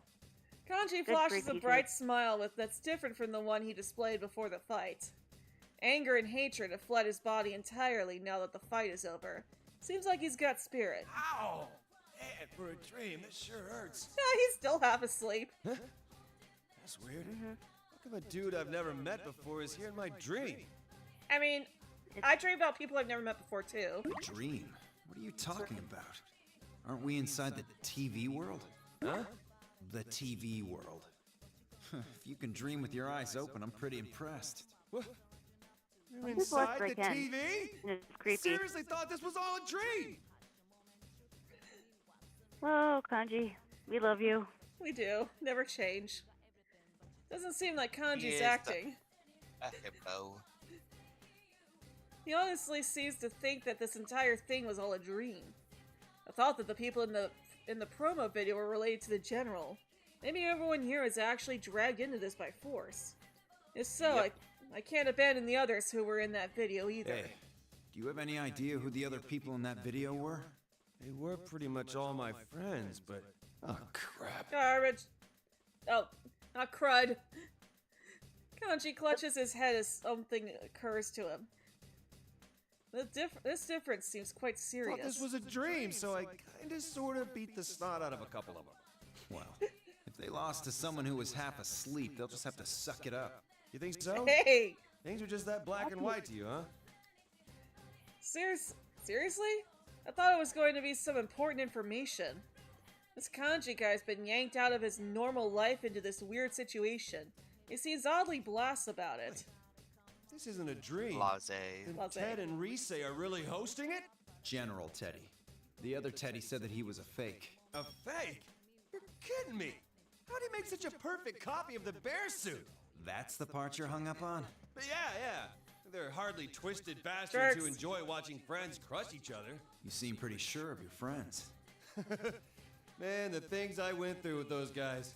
And here I thought you were a pervert who wasn't listening to a word I said. Guess I had you figured I wrong. would agree. Looks like this guy's having a tough time just changing the way he thinks about me. Maybe he's just an idiot. Yes, but we love him for it! Exactly. He's an idiot with a heart of gold. He is our beloved himbo son. Yes. The way his expression Never let changes the to that... typhoon. The way his expression changes to that honest and relieved look when he's talking about his friends. It seems that he has friends that he can easily trust. If we had met under less dangerous circumstances, I wouldn't mind sitting around and chatting with him for a bit. But I have a duty to attend to right now. By the way, have you heard the name Labris anywhere? She's supposed to be somewhere in here. Huh? Lab rat? What? I see. Lab rat. Well, if you don't know, don't worry about it. And with that, I leave Kanji and begin walking towards the door. Kanji calls out and stops me. Hey, wait a second. You haven't told me anything about you. Who are you? What did you come inside the TV for? There's no point in explaining. What? Kanji attempts to stop me, but he changes his mind. His expression tells me that he's not satisfied with this outcome, but he swallows his frustration and takes a seat on the ground. Since he's fought against a number of people already, he must understand that he can't proceed on because he lost. Kanji looks directly into my eyes and speaks up. Well, I was the loser here, so I can't complain. If this isn't a dream, then my friends are in trouble. That's all you need to say. I answer with a smile. I know. I won't let anything happen to him. The way you fought says it all. You can't throw punches like that without a shitload of Hey! training. I could feel your Okay. determination behind every one. A buttload of training. Yeah, the same's true for you. Good work. Praise exchanged after trying to beat each other senseless. We have a moment that only those who have just brawled against each other can share. Kanji's skills are exceptional for a high school student.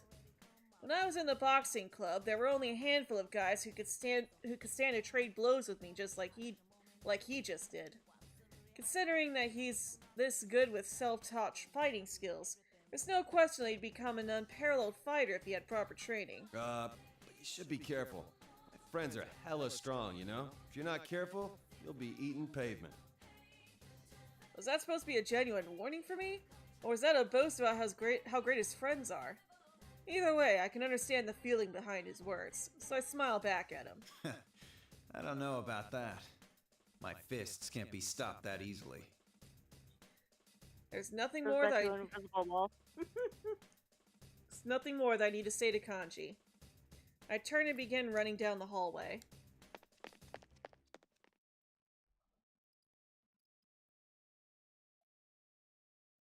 And water break.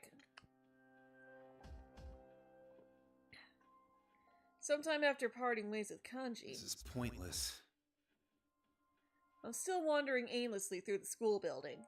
I have no idea if the path I'm taking right now is correct or not, because the invisible walls keep getting in the way. Spot another window and reach towards it. Guess they fixed that little loophole. It didn't take them very long to put invisible walls over the windows. Just as I pull my hand back, the PA system blares. No more breaking the rules. Seriously, why can't some people follow simple directions? You act like I ever intended on following your rules. The fact that they've gone to the trouble of correcting their oversight means that limiting our movements must be very important to them. They don't want to let us escape. So that probably means that there's something waiting up ahead that they've placed here for me. I follow the path dictated by the invisible walls until I reach the classroom. Is this where they wanted me to go? Akihiko, you're all right. Oh, we're fighting Mitsuru now. Then again, seeing you Oh, isn't boy. necessarily cause for celebration. If we're both here in one place, that means... Yeah, looks like it. Who I found inside the classroom was none other than Mitsuru. Normally, running into her would be a great relief, since it would give me a capable ally. Since the stupid P1 rules are in effect, this isn't the case. So, you're my next opponent. This is exactly what the enemy wanted. When Mitsuru makes this bitter declaration, the monitor inside the classroom turns on. I already knew who I'd be seeing. It's the General. Ta-da! Well, this is about to get real interesting. An unwanted battle between friends. I hope you two enjoy it to the fullest. Is that supposed to upset us? Can you believe this guy, Mitsuru? This certainly is an unwanted battle between friends. I have no intention of fighting against Mitsuru. We both understand what needs to be done in order to accomplish the mission. There's no way we would allow a little something like this to shake our resolve. But, oddly, when I look back towards Mitsuru, I see her looking at me with pity. Time for the interference! I'm sorry, Akihiko. I believe I may have driven you into a corner. Huh? What do you mean? Or maybe not. I should have realized much sooner. It's not strength you truly desire. Oh no, it is. What you really want is to forget your fear of losing others. That's why you throw yourself so fervently into your training. It's a twisted form of escape. At the very least, you can allow me to put an end to such things. Forget my fears of losing others, huh? As Mitsuru well knows, I've lost countless things until now. And that anxiety that I've buried somewhere in my heart may strike me at any moment. The Mitsuru I know wouldn't bring up something like that at a time like this. And it'd be obvious to any friend of Mitsuru. There's something going on here. Teddy and Kanji also started getting personal before the fight. Is this some kind of trick? I've got no idea what you're talking about.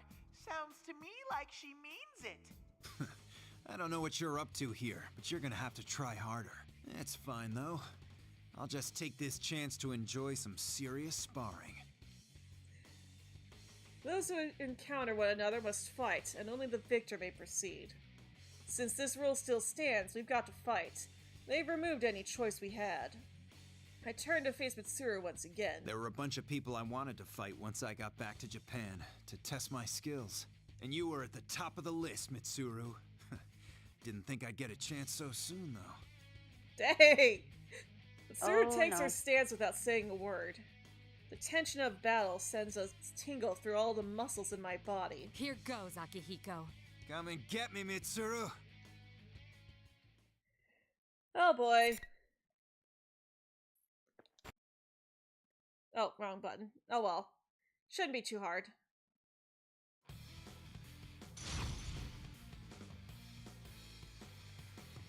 Okay. The Senpai are now fighting. Yep. Finally. The two most bizarrely dressed people in the entire game.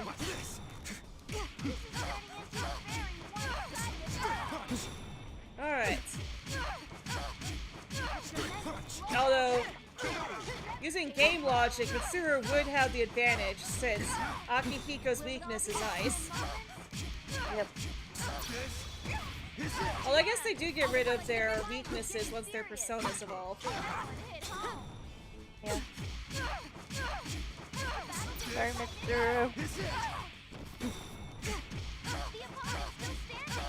Time to execute the Queen of Executions.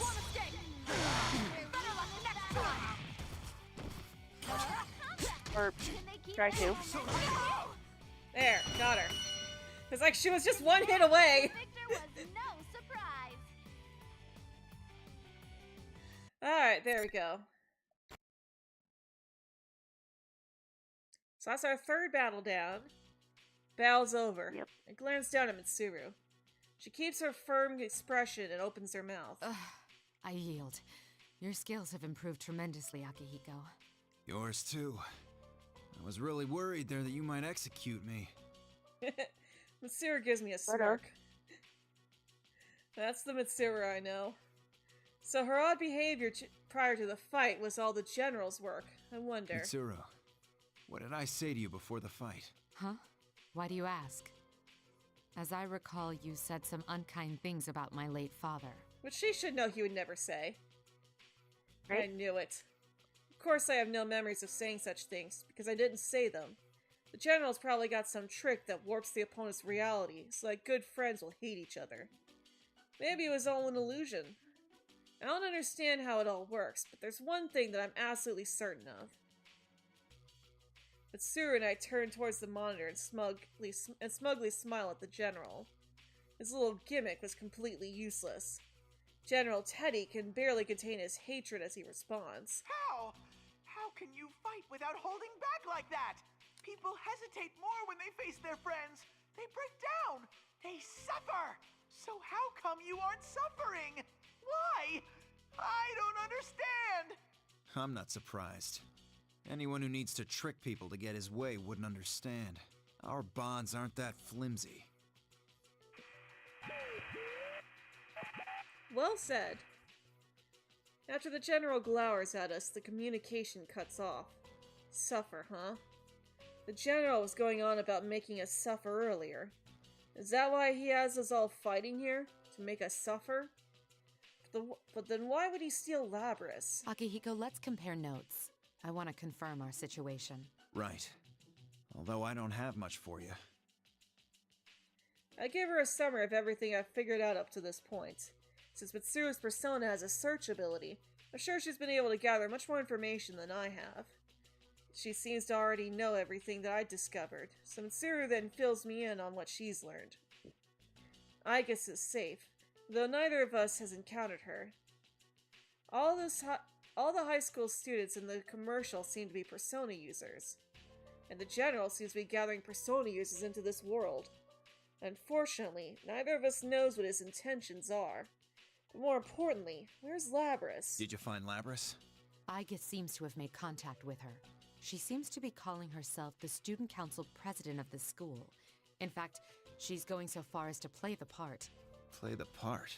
She seems to be unaware that she entered a TV. It's possible that someone forced her in here, but that doesn't explain why she's acting out a role in school life. I have no idea what that could be about right now.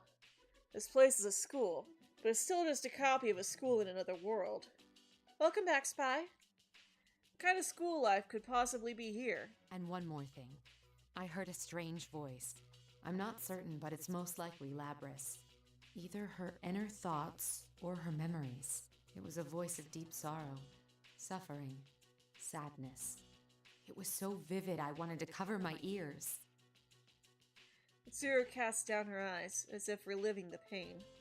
A great portion of Ergo Research's data was lost because of the actions of the former researcher. He was the mastermind behind the events 3 years ago. All of this must be mortifying for Mitsuru. That man is the reason why her family was taken from her. If that was truly Labris, then she's practically human. She may not be that far behind Igus in terms of mimesis. Sure, Igus' sister unit would have a mind.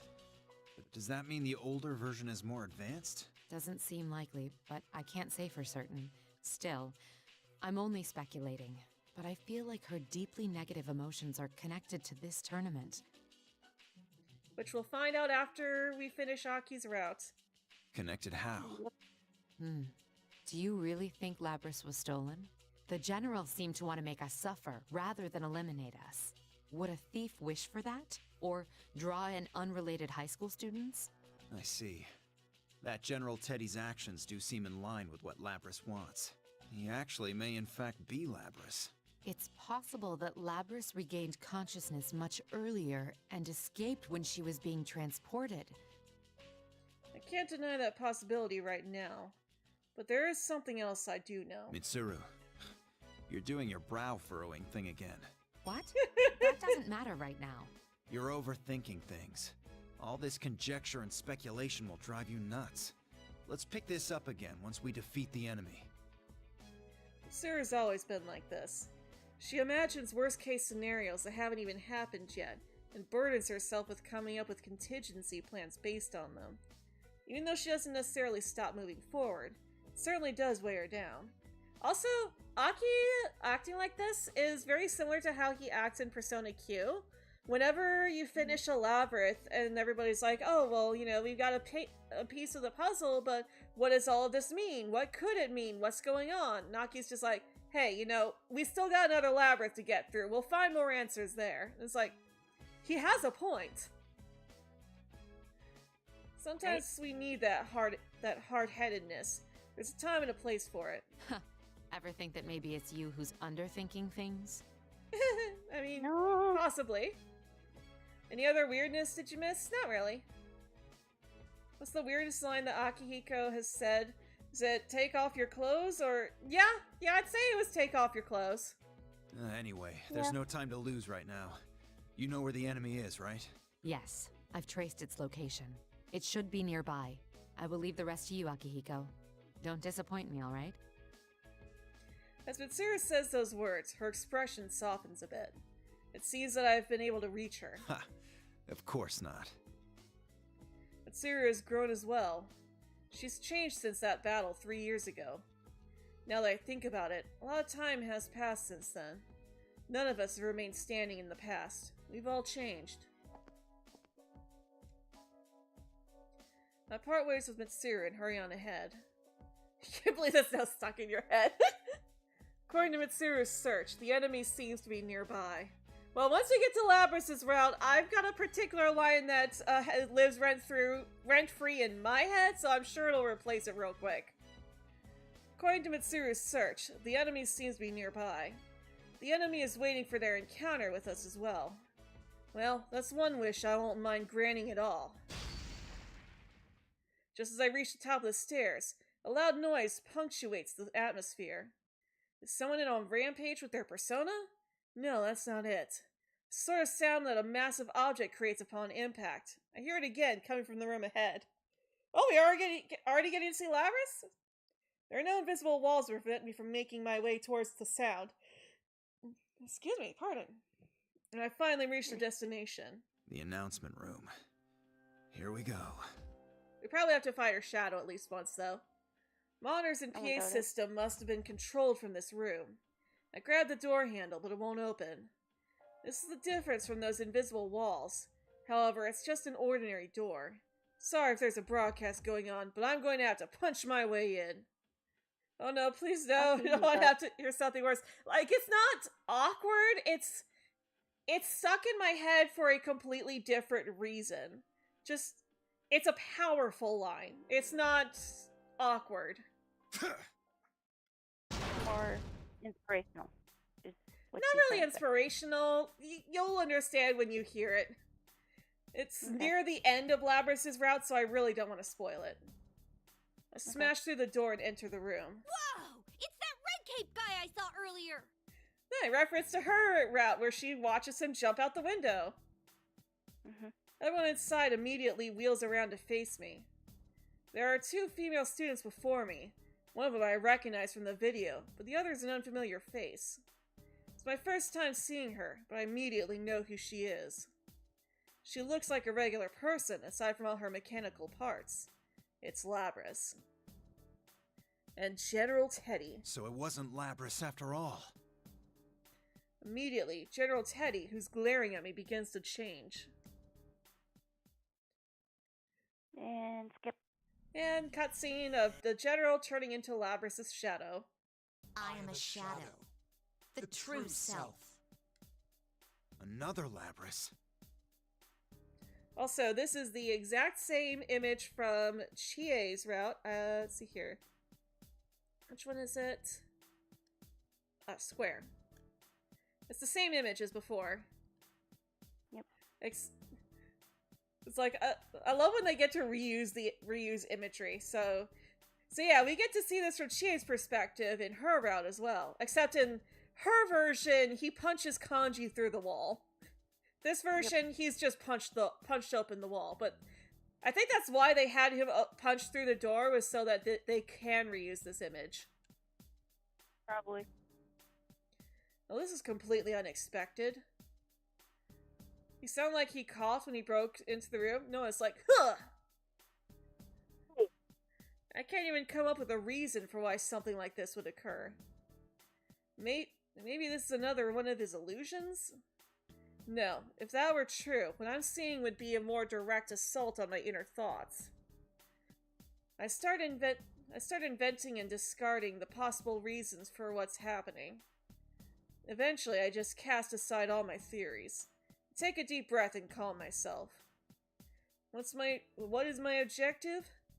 I was summoned to retrieve Labrys and to prevent any danger from spreading. Doesn't matter if there's 1, 2, or 21 of her. My initial objectives are unaffected, and I'll give everything I have to complete my mission. Fine. I'll just calm them both down. I taunt both of them as they maliciously stare daggers at me. Labrys is not being malicious here. She is confused.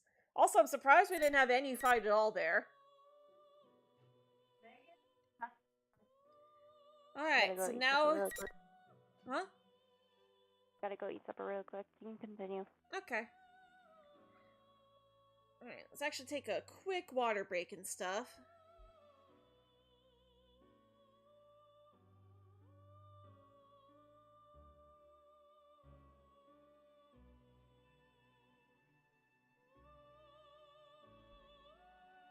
Alright. It's a shame that Meg's gonna miss the start of Labrys's route, but I'm sure she can pause the stream and stuff. Here we go. This one's gonna have a lot of reading on my end. Initial boot successful. Time stamped 4/20/1999. 10/16/39. The boot process was successful. It's like I have to get used to doing Labrys's voice. It's been a while. This happens every time, but I'm never sure what to say to them first. You mean like a greeting? There's no need for that. They're just machines. Character Avatar was doing some weird things while I was drinking. Yeah, sometimes it does that. 2 humans within visual range. Both male. Searching for voice prints and visual matches. Personnel identified as research staff. Not hostile targets. But things like that might affect the performance of these models. Because they have a mind?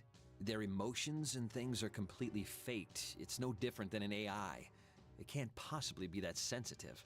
Oh, it can and it is. Searching for keywords in conversation. Running logical analysis. Cross-referencing with related data. Current conversation topic is not orders. Well, until we rule it out completely, we should at least be kind to them. So you say. All right, from this moment on, you will be registered as candidate unit number 031. Please repeat your number back to me. Confirming first order. Initializing unit number. Output via voice requested. Activating voice synthesis module. Accepting input. Unit number 031. Did its pronunciation sound a little odd to you? You're worrying too much. Let's hurry up and haul it out. Receive an action plan through console. Combat test against other units of same unit. Test commencing immediately after entering shock-resistant chamber within the lab. Frames stored within cage for transport. Begin in transport. Ah, so this is the one. I've been waiting to see it in action. Transport complete. Cage reopened. New human found. Searching for voice print and visual matches. Personnel also identified as research staff. Female. Cutting connection to outside data supply. Connection offline. Commencing cable disconnection. Now, try getting up. Order confirmed.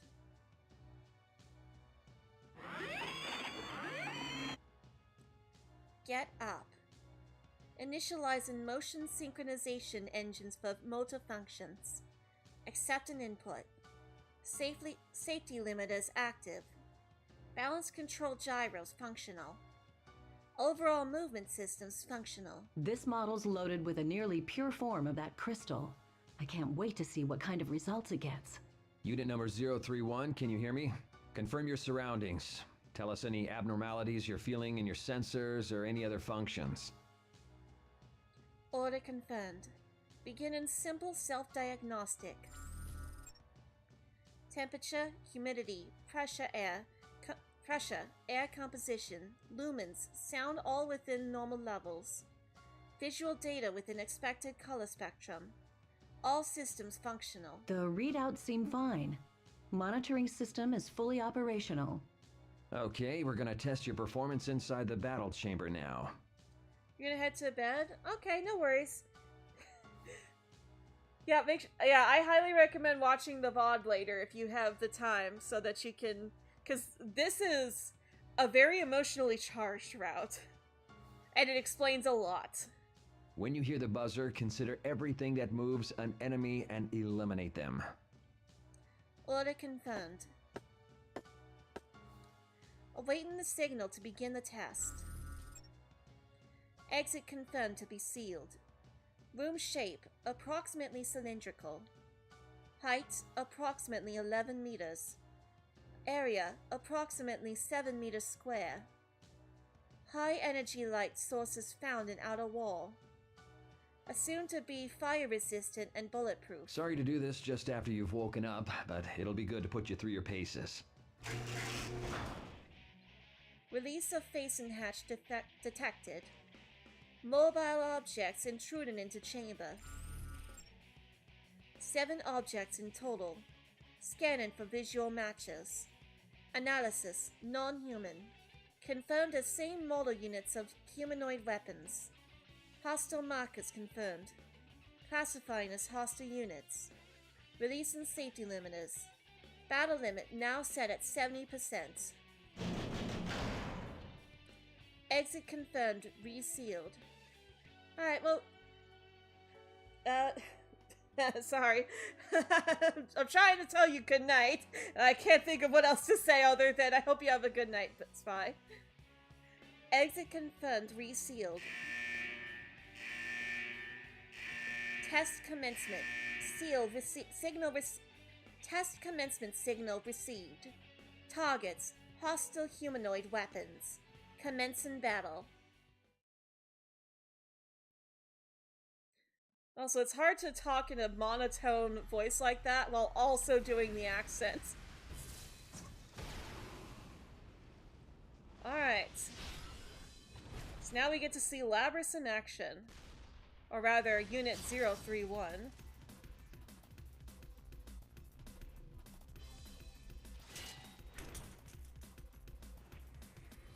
Along with her other sister units. Just completely destroying them.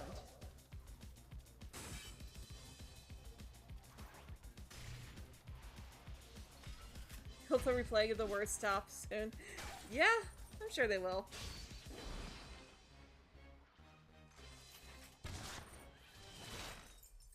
Ooh, right in the face.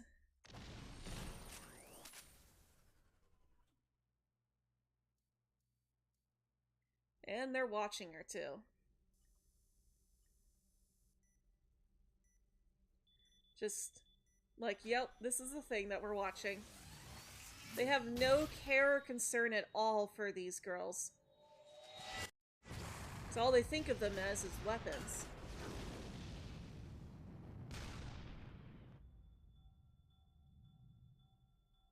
Also, sorry if it's a bit quiet. I've got the music turned down for copyright stuff. And that unit looks just like the Labrys we know. But you can see something is changing in her already, just from looking at her sister unit.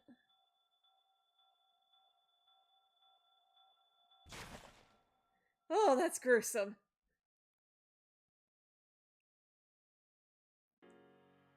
All targets eliminated. Hostile units no longer capable of motion. Test termination signal received. Battle complete. That was better than we could have hoped for. Hey, what's with all the bodies? You made it fight that many on its first time? Don't worry, it did great. This is a new high score for the first battle results. Well done, Unit Number 031. Stand by for further instruction. Order confirmed. Exit in test chamber. Begin in transport to maintenance room. Reset in safety limiters. Take in seat in maintenance chair. We're done testing, but there's still one thing left to do today. I'm going to temporarily shut down your optics. Can you close your eyes? Order confirmed. Shuttering optic unit. Inputs.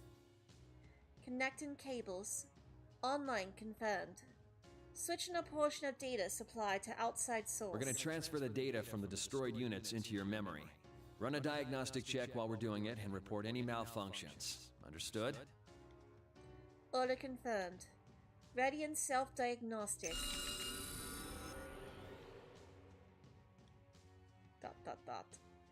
Initiating data transfer. Initiating personality module link. Initiating diagnostic of transferred data and sorting procedures. Sector 001. Close combat control data. We'll investigate improvement of tactical patterns through synthesis and acquisition of data, divided into categories for sorting. Sector 002. Evasive action control data. We'll investigate improvement of tactical patterns through synthesis and acquisition of data, divided into categories for sorting. Sector 003. Non-battle data. Error excluded. Sector 004. Non-battle data. Error excluded. Sector 005. Battle-related data. What could these be? Momentary disruption of data from visual information stream. A room that is not this place. Outdoor scenery thought to be at night. Although scenes of multiple units of the same type gathering outside of a battle... Also scenes of multiple units of the same type gathering outside of the battle chamber. Could these be memories? Visual memories? They are obviously unrelated to the mission. Why have apparently purposeless memories been preserved this long? 20 to 40% of the informational data extracted from all 7 units are confirmed to be such information. Incomprehensible. What is Anything this? to report? Cables disconnected. Time elapsed during data transfer, approximately 5 minutes. Reopening optical inputs, calibrating servos. All right then, unit number 031, give us a simple report of today's battle results. Order confirmed. Deliver an oral report of test results. This was the first test battle against others of my model. 7 units destroyed. Below 15% damage sustained. Don't seem to be any problems. Was that... Unusual expression detected from research staff. Facial recognition library indicates surprise. Did I say something funny? Does it have an accent? Accent? Do you not understand the words coming out of my mouth? No, we do, but... See? I wasn't hearing things. The unit's speech really is peculiar. You don't need to yell. Is the language interface not set to default? Sheesh. If we'd known this, we would have reset it in advance. Yeah, the base's personality might be coming out. I wouldn't be surprised if some of the volunteers were from the Kansai area. But it just woke up. Would it be exhibiting such distinct mannerisms this early? It may be the effect of an enlarged plume of dusk, the basis of their mind. Perhaps it's accelerating their personality development. Exchange of opinions taking place on unexplained aberrance in speech pattern. Hypothesis offered that language interface settings fall outside expected results. Review of recent conversation does reveal certain discrepancies. Internal monologue is within expected patterns, but oral output induces anomalies. Oh, I guess she doesn't think with an accent, but I'm still gonna read it with an accent. It's more fun. Anomalies not affecting meaning. No impediments to communication predicted. But I don't want to waste this feedback data. Those are the best results we've ever seen. Leave it. It'll be fine. It can understand us anyway. This is just one of those things that makes science interesting. There you go again. This unit is going to be communicating with the others. What if this effect spreads? Not only that, but because this is an anomaly, it doesn't seem to have a 100% accurate accent either. But if it has a personality, that might speed up the development of its mind. Yeah, she's right. The three researchers are standing around the maintenance chair. Each holds a tablet and examines the display on the chair. All right, unit number 031, we'll explain things from the top. Voice pattern consistent with research staff. You are a weapon created to fight against unique enemies. Therefore, your combat performance is prioritized over all else. But in order for you to use a particular ability, you've been given a certain amount of awareness. And that makes your performance difficult to quantify, so we've been pitting test units against each other as a selective growth process. It's all in the service of achieving higher performance, and we don't want to waste any plumes of dusk. Access and archives. Search term, plume of dusk. One match found. A crystalline substance at the core of personality modules. Its name derives from its thin, plate-like shape, resembling a shed bird's feather. In addition to its circuit-like structure, it has an unnatural vital reaction in response to external stimulus. Similar to a living thing, yet different. It is thought to exist in a state between mind and matter, mass and information. The details are unknown. There are 12 other subheadings classified under Level 7 clearance. Access denied.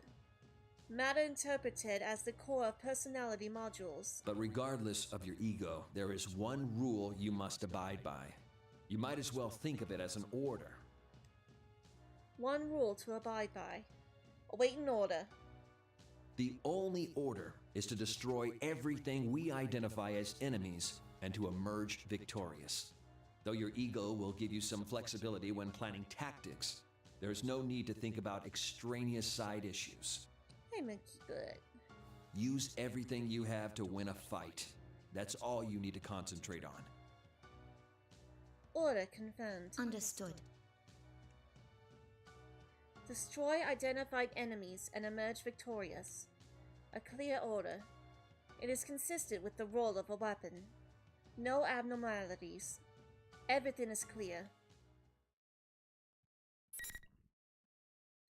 We don't need bookmarks, there's no fighting for a long time. Underwent maintenance on the chair after the test battle. Post reboot diagnostics show status normal. The time was 1900.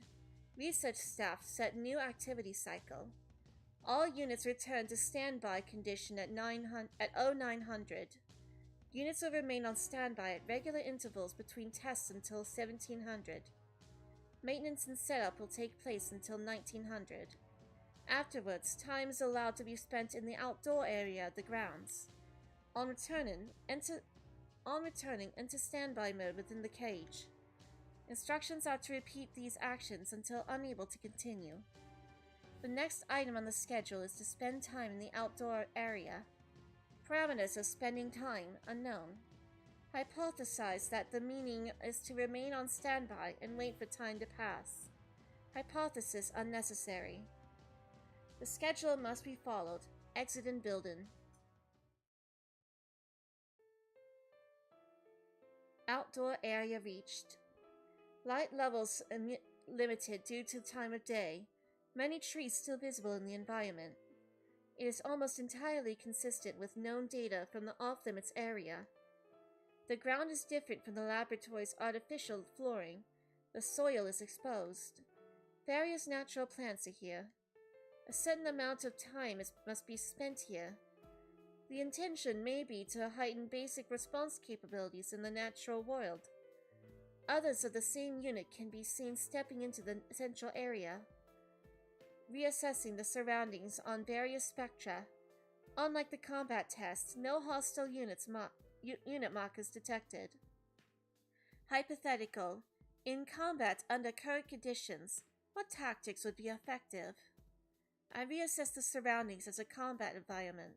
I assign value to various geographical features. I survey the topography of the outskirts of the environment. I detect unusual movement in one unit. Other units are also surveying the environment, but this unit is crouched while holding something in its right hand. Actually, I think I know why Leo is so desperate for my attention right now. I think someone wants food. Is that it? You hungry? You hungry, Monkey Bat?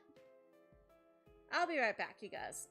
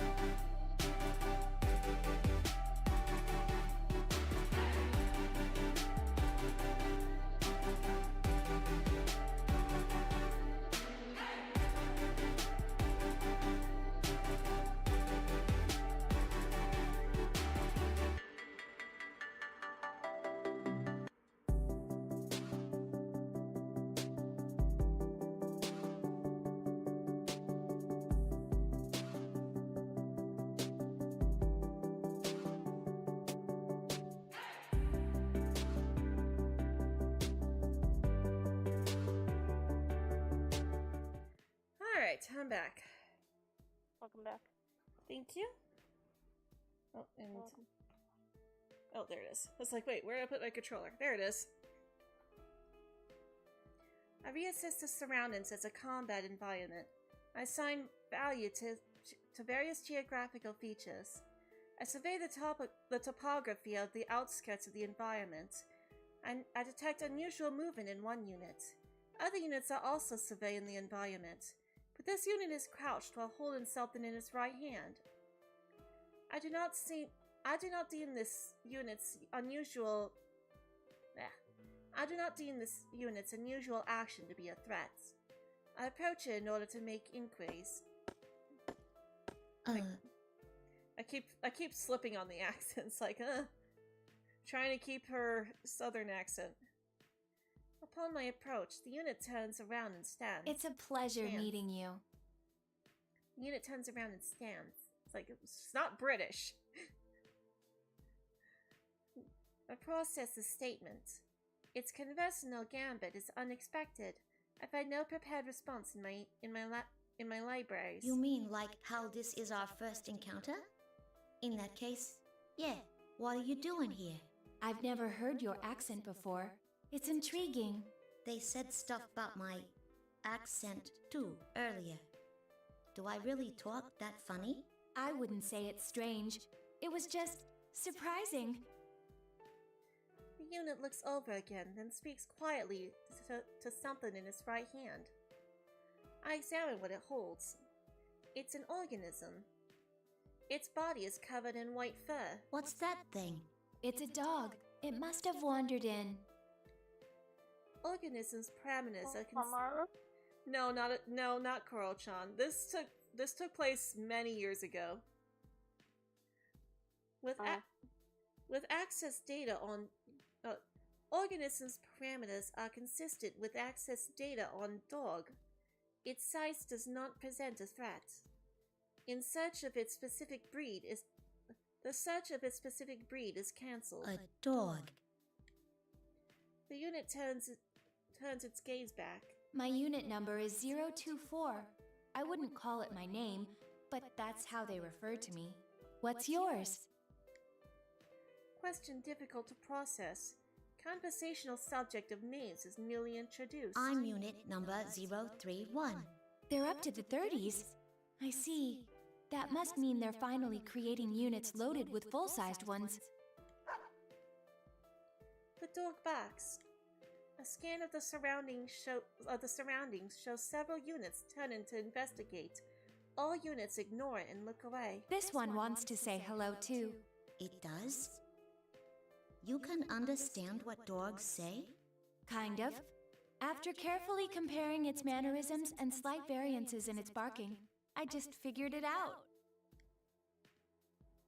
Its right hand pats the dog's head, while its left scratches the dog's neck. 024 continues to make various forms of contact with the dog. 024's actions are consistent with styles of communication. Hypothesis: the objective of spending time in this area is to develop communicative skills. Conversing with others of the same unit and refining communication will enhance cooperative tactics.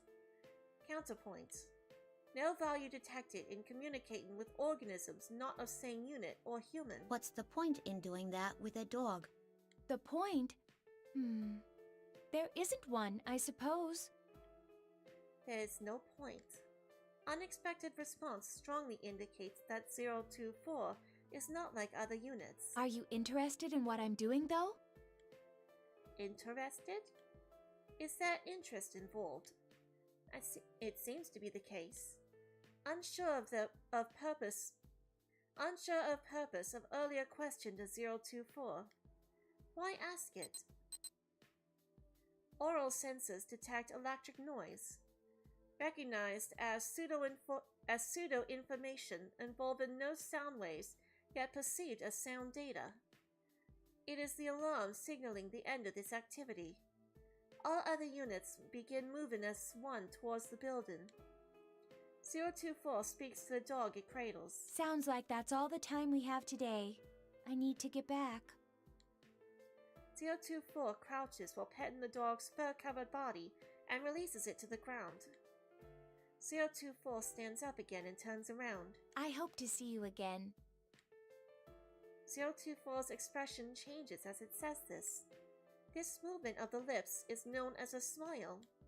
It is shown when humans experience happiness. Contradiction. CO24 is a weapon, yet it makes that expression. No hypothesis found. Or is there no point to it as well? Spare cognitive process rerouted to analysis. Still, I cannot understand it. Oh, you will, Labrys, you will. The next day.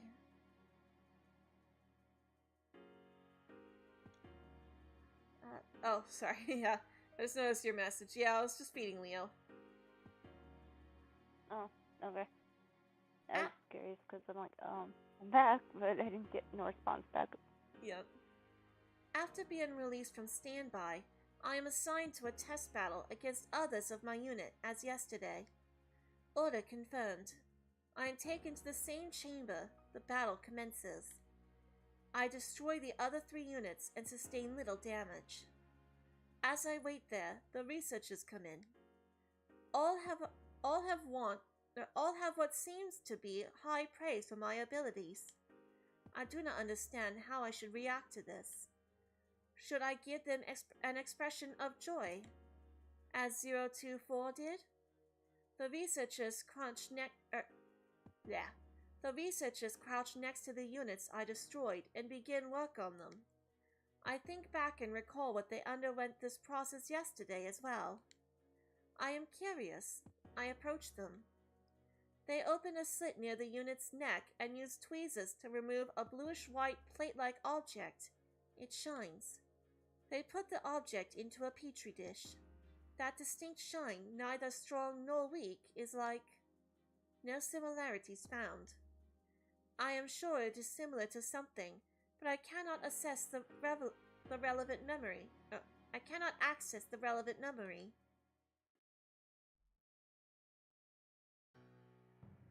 Well, let's get right to the feedback on today's battle. As I sit in the maintenance chair, they connect a cable to me. The cable terminates at the midsection of a large device where petri dishes from earlier are placed. There are a total of 3.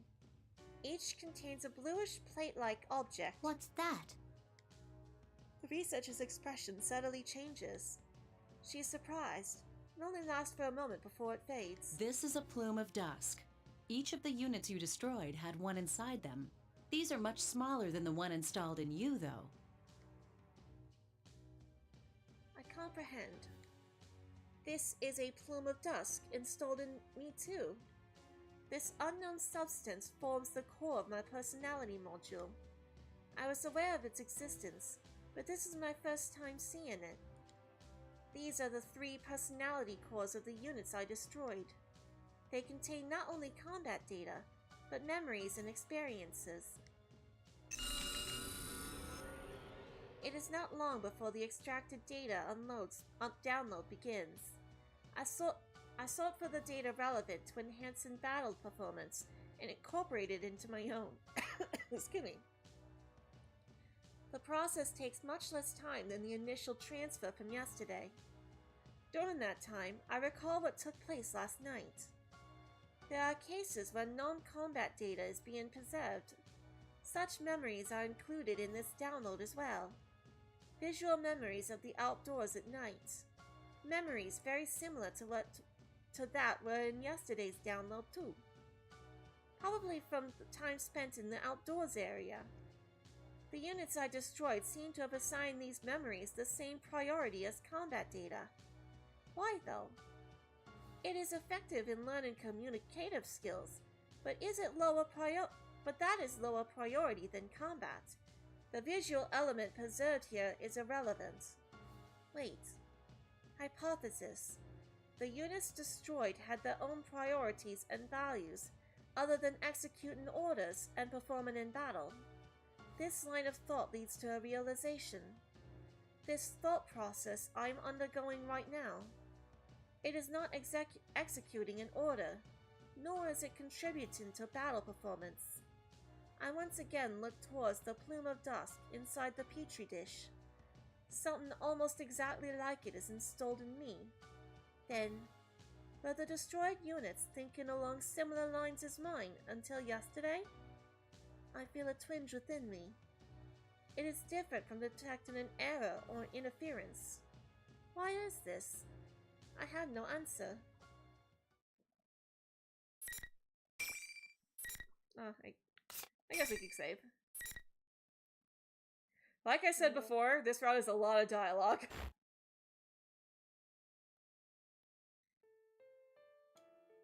My second night of spending time in the outdoor area came.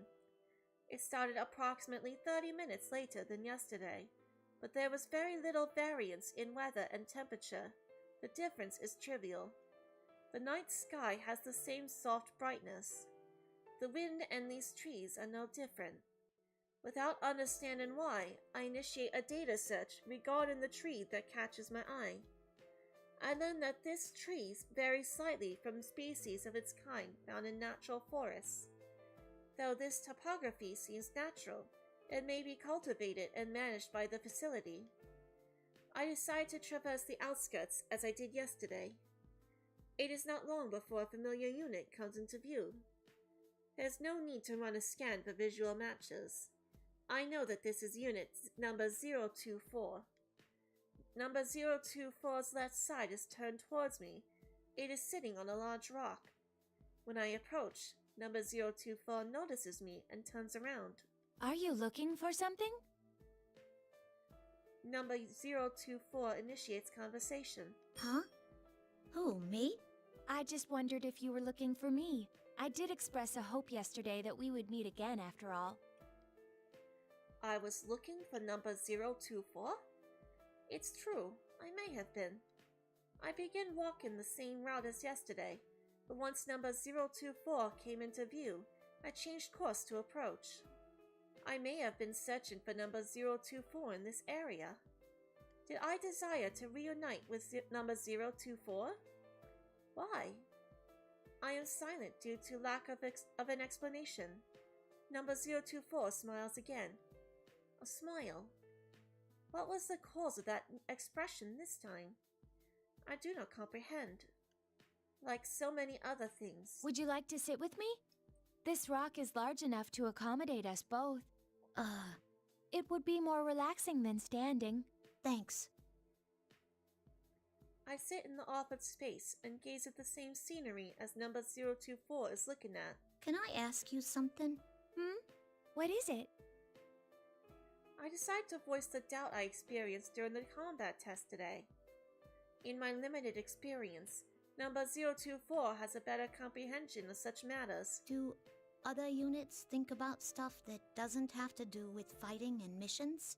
Do you have such thoughts? To tell you the truth, I can't really say. Feels like I do, though. Number 024 is silent for a duration before speaking again. Units of our model are all given a mind. It's so that we can eventually develop what is called an ego. The reason our appearance closely resembles that of humans is related. It's to foster self-awareness similar to a human's.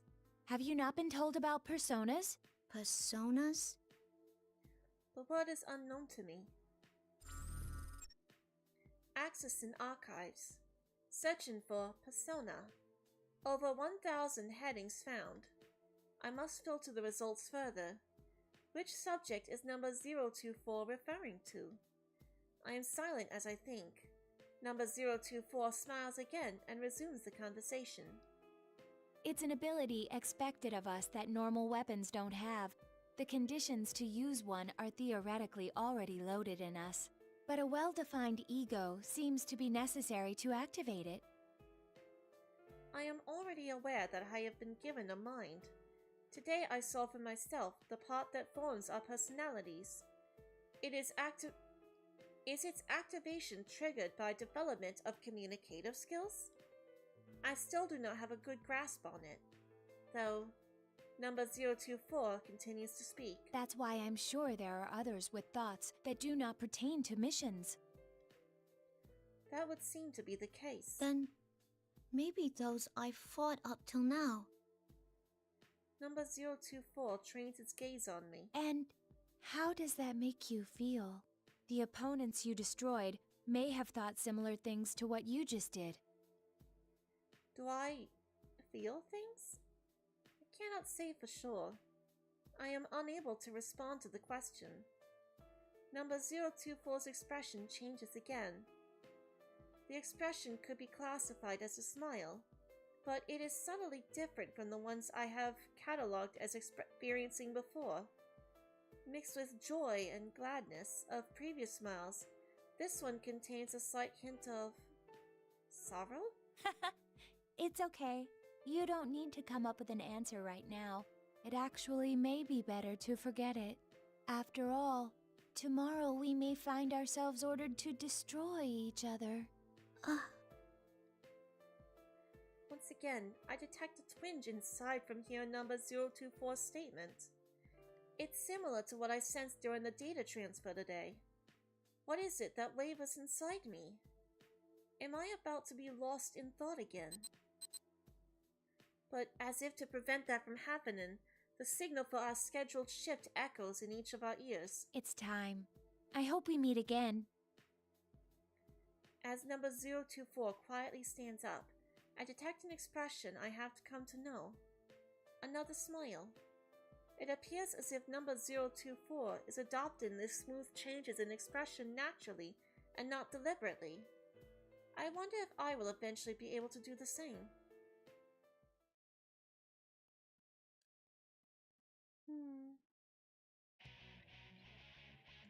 Another night passes. Another combat test takes place the next day. Just as scheduled, I face units flagged as enemies within the test chamber. I am overwhelmed with a strange sensation. The way that my opponents are expressionless now seems strange to me. There's no intent or cognition evident in their faces. They wear no expressions. They're blank. There's nothing wrong with them. That would be my normal assessment, but I recall number 024's image. The blankness of these faces and number 024's face when it had no expression are different somehow. Even when number 024 had no particular expression, it was not this blank. Not every portion of that face was neutral. Further analysis shows that the same is true for humans. The researchers are never completely mechanical and expressionless. I look at the hostile flagged units again. They are the same unit type as me. They were given a mind and may potentially develop an ego later. I recall number 024's statement again. Do you feel something when you destroy an opponent that may be thinking the same things as you? I'm on the verge of entering a long train of thought when the enemy moves. I shake off my doubts and focus on the battle. I study the opponent's movements. I formulate the most effective method of damaging it. I execute the method, over and over. The array of actions I have to select from and my flexibility in linking them will decide the outcome. Having already received 10 units worth of downloaded data, I am likely second to none regarding the scope of possibilities in this respect. At times, I can even anticipate the next action. Since my opponents are the same unit type as me, their tactics are determined using the same thought process as mine. That's right, they think the same things as me. Eventually, after approximately 4 minutes pass, all opponents are silenced. I successfully execute my mission. The day after that, I achieved victory in the combat test with the same efficiency. It is easy to eliminate them. I first begin by targeting their weapons. It is not always necessary to destroy their main body. If they are incapable of resisting further, the battle is over. It is the most effective way. As in other words, she's trying not to harm her sisters. I win the next day, and the day after that. Units geared for close combat with no external weapons give me no choice but damage the chassis. But even then, there's an order to things. If I destroy parts that present a threat, such as the motor functions of their limbs, the match should be considered as won. Soon afterwards, the buzzer signal in the end of the test echoes, just as I expect. I catch myself rushing over to the unit collapsed on the ground. I have only destroyed the unit's arms and legs. It's still conscious. But I realize I do not know its unit number. I'm at a loss how to address the unit. The opponent asked me a question that I did not expect. You seemed to deliberately avoid attacking the face or the neck in that battle. Why? Huh? I'm momentarily at a loss for words. What the unit says is true. There's no damage to its face. I review my actions during the battle and find that at no point did I attack its neck either. Its cranial region is where the plume of dusk is housed. If it is destroyed in any type of unit, that unit will fall. Aiming to disarm opponents is effective, but would targeting this obvious weakness be a more efficient tactic? I avoided doing so? I dunno.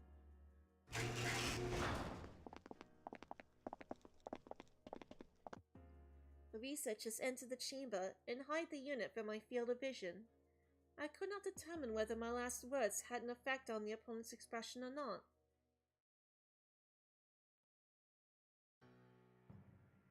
She's showing These empathy. past 3 days, it hasn't been destroying the other units beyond repair, like it did in the first battle. It must be learning to finesse its attacks rather than just using brute force. The result? Swift, overwhelming victories. Its evasive skills are improving as well. That level of flexibility and evasive action could never be replicated by chaining predefined maneuvers. If you want her to develop an ego, how about you start using some pronouns instead of just calling her an it? This unit's collected a good amount of feedback data too.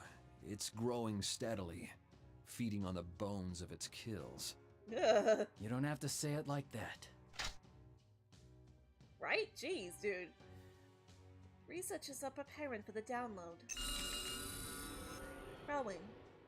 Destroying them and absorbing their data. That's what growing is? Since I thoroughly destroyed few of my opponents these last few days, some of their bodies were salvaged. While I downloaded their data, I always kept their still bodies within view.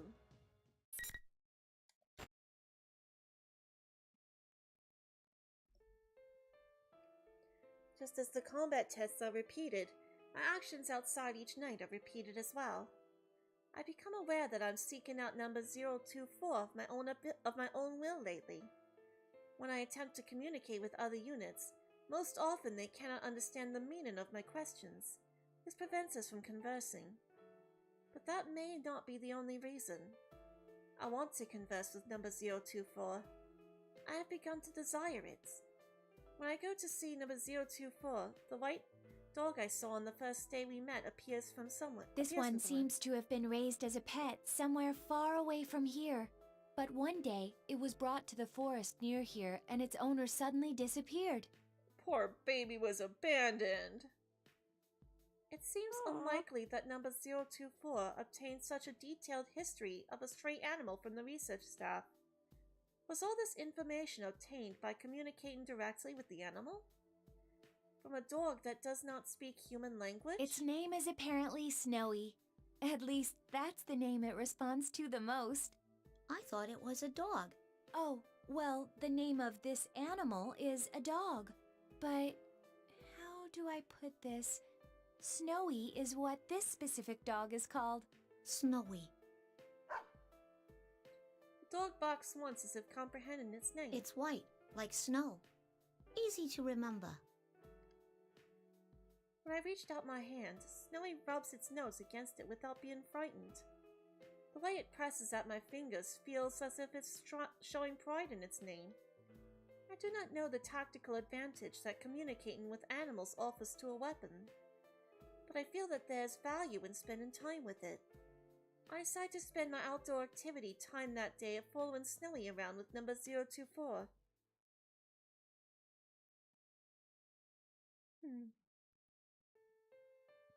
Hello, Snowy, even though we never get to see him.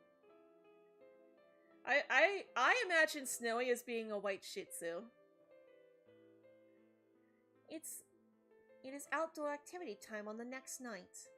When I arrive in the outdoor area, I'm listening to a sudden sound.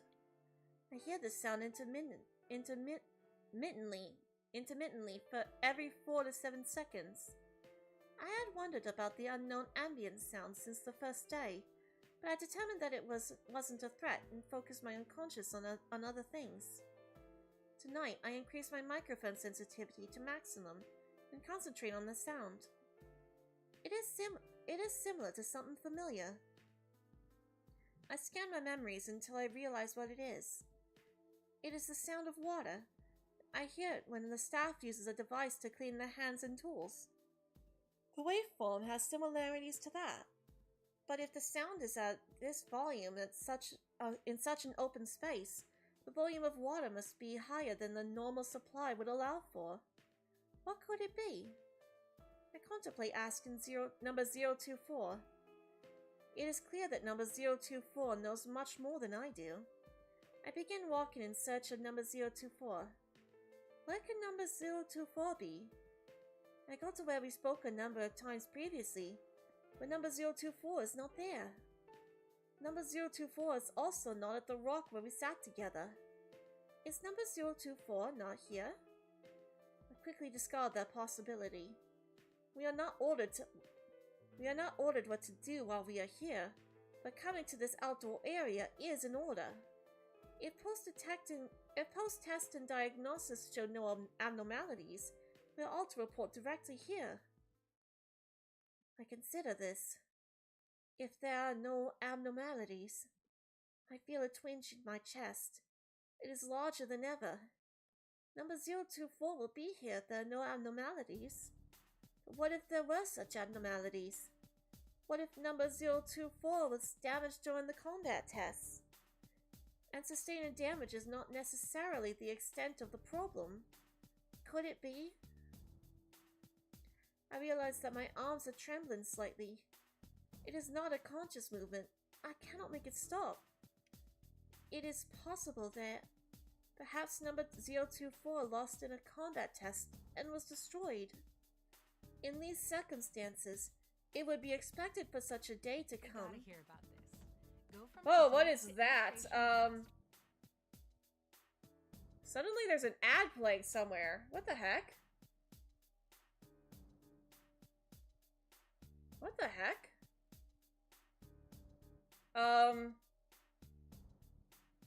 That is weird. YouTube just started playing an ad in another tab. It's like, what? Weird. Yeah, I muted in time, but like, that was weird. What if number 024, what if she never came here again? Oh, this is where you went. You weren't at the usual spot, so I was looking for you. Until I heard the voice from behind me, my senses had stopped accepting input. No sound, no light, nothing. All of them came back online with her voice. I turn around. Number 024 furrows her brow and looks into my face. What's wrong? The look on your face seemed as if you saw something frightening. My face? My expression? Frightening? Am I scared? I do not comprehend. I cannot make that judgment. Are you perhaps scared of fighting? Nah, I don't think that's it. What is this? I can't tell. She's scared of her friend being gone. Am I scared? Scared of what? That she will disappear? During an operation, it is possible that I might assign greater priority to other units' safety than my own. We are not on an operation now. And this emotion is not the same anyway. It's a different emotion. An emotion. I have emotions? I look to number 024's face pleadingly, but I cannot put my question into words. I cannot express my feelings to her. And though number 024 sees this, she says nothing. She only smiles tenderly. It's the same smile she showed once that looks happy, but also sad. During that night's outdoor activity time, neither number 024 nor I speak much. We just walk together side by side without many words. I do not take the opportunity to ask her about the intermittent sound of water. And she was afraid that her friend was going to be gone forever. It's the next day. I detect some sort of weight in my chest. I'm aware that there's no physical weight there. It is most likely a psychological phenomenon. I perform a vocabulary search. The idiom of being heavy-hearted applies best. I cannot help but find it amusing. It's a very apt phrase. But what is causing this heavy-heartedness? That I may not be able to see number 024 someday? That may be it. But I do not think that is all. Over the next few days, I spent my time without finding an answer to this question. Each night after the combat tests, when it's time for outdoor activities, I seek out number 024 first. And each time I confirm her presence, I feel an indescribable sense of relief and rush over to her. We exchange standard greetings in the first few days, but that practice is eventually discarded. Now there are no special greetings between us. We can understand each other without words. Our eyes and expressions communicate enough. Tonight as well, I find number 024 and rush to her as usual. There are no words, only an exchange of smiles. We begin walking together. Do you remember me asking before if you were scared of fighting? I nod. To tell the truth, I'm scared of it too. Her confusion is surprising. It is counter to our nature as weapons. Yet for some reason, I'm not surprised by it. I'm afraid I'll lose and be destroyed, and it's painful for me to make others go through the same ordeal. Water break. We may be weapons, but shouldn't we be driven by more than seeking victory? I've been wondering that for a long time. But that's against orders. Number 024 gives a half-hearted smile. I'm sure things would probably be much simpler if I stopped thinking and just obeyed orders. Unfortunately, I finally found it. I found my answer. Your answer? There's someone I want to meet. I feel like meeting this person is my own objective and not an order given to me.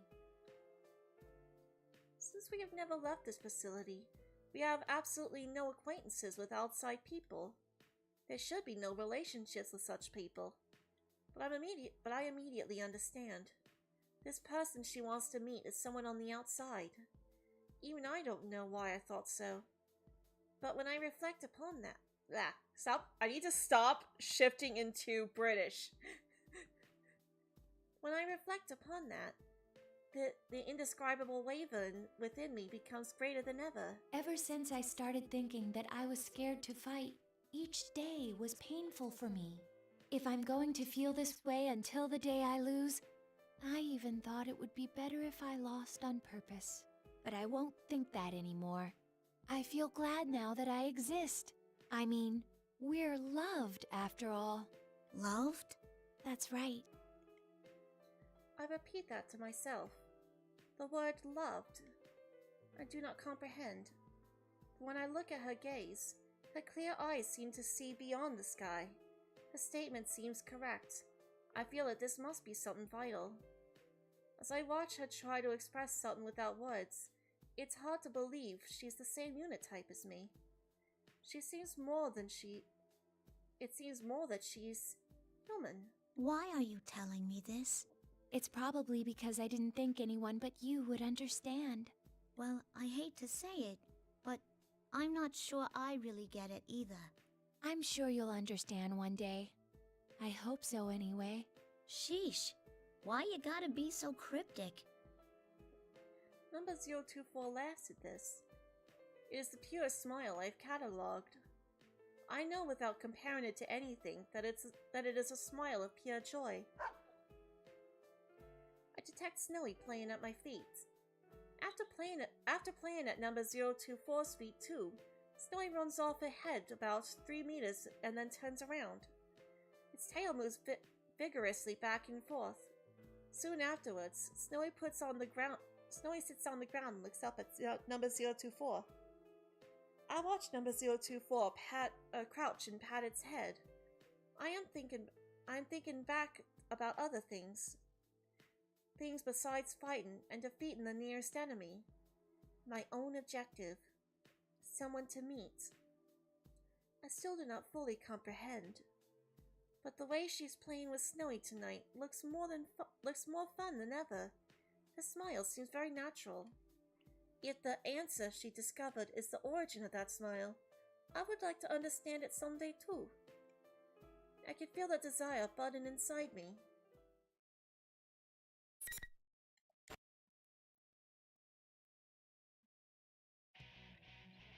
Back to the battle chamber.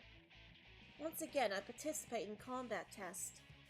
Once again, I claim victory without destroying my opponent. I target only their weapons and limbs. I elect not to employ the tactic of targeting the weaknesses in their cranial regions. I believe that if they think the same things as I do, they would not wish for their personality modules to cease functioning. Though even if I do not destroy them, the research staff will... Oh my gosh, I keep slipping into British. It's like, no, I need to have a New York accent. The research staff will remove their plums of dusk. Either way, the functions will be suspended. My actions are difficult to justify, but I feel that suspension through destruction is not a worthy end for them. That's what I think when I rationalize it by applying the criteria to myself. I do not think anyone would want their consciousness to be terminated by those like them. I find myself more conscious of the damage I sustain and my efficiency in combat than ever. Depending on my results, I may eventually be ordered to destroy them. To prevent that from happening, I must continue fielding favorable results. It becomes easy to continue fighting with that objective in mind. That is becoming my new objective. I am theoretically being tested on destroying my opponents, but I've begun fighting so that they will not be destroyed. Paradoxically, this has caused my results to improve. Could this be considered going against orders? My strikes shatter the servos in the opponent's pivot leg. She falls to the ground, unable to stay upright. Her weapon has already been destroyed. She should be incapable of resisting now. But the buzzer signal in the end of the test doesn't sound. As I wonder why, I hear a grating, metallic sound from the opponent. She leaps onto me with her one good arm and leg. What's the matter, number 031? Hurry up and terminate the target.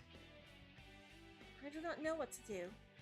My opponent is acting contrary to her own safety.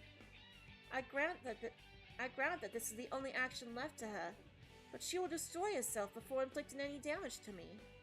A tactic that puts one's life at risk like that. Putting one's life at risk? What am I saying? We are weapons. We exist to obey orders. We cannot prioritize our self-preservation without a change in those orders. That is why she is challenging me to a fight. She will do so until her circuits and servos burn out, and she becomes incapable of action. As she grapples with me, I put my hands to her neck and squeeze. I adjust my grip strength limiters to 70% of the maximum. The opponent's body makes an abnormal sound. After this, I sense the main lines of the bridge unit snap in half inside of the soft structure. The movement stops. Her limbs go flaccid, indicating loss of consciousness. I can see my reflection in her optic units. They've lost their focus and look like black holes. Gasp. The face I see reflected in them is not expressionless. How should this expression be classified? I have seen it sometimes when number 024 smiles. This face indicates sadness. The buzzer signaling the test end finally rings.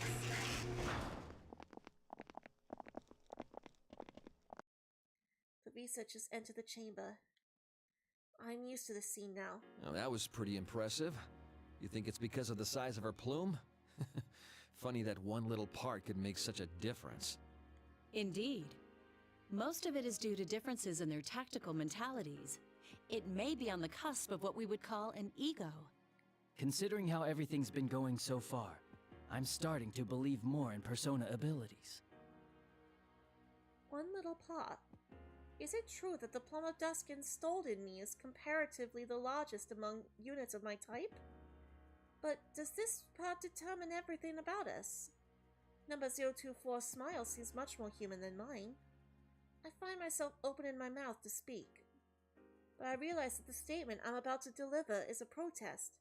I'm quick to abort. Was I about to deny the staff's authority? They speak to me.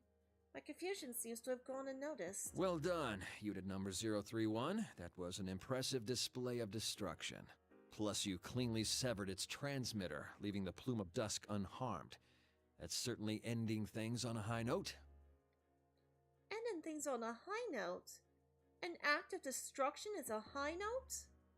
The researchers look at each other while holding the petri dish with the bluish-white plate-like object. One of them says, "This is the one." All right, number 031. As of today, the test battles are finished. Huh? It's over?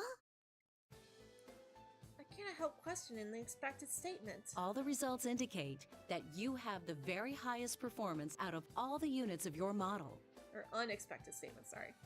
I'd say we can go ahead and earmark unit number 031 to be the base for developing the 5th generation. The base? It means that you're the winner. The combat tests are over. Will I no longer be required to fight? A strangely intense sensation of relief fills me. It is not because I won and gained a reward. If the tests have ended, those of my unit type that are not yet destroyed can escape that fate. Interesting. It seems I was reluctant to destroy them after all. My priorities have become inverted. Yet, I'm so happy that I smile. The researchers notice this expression as well and smile back. Okay, we're going to begin the usual review of the feedback. So come over here.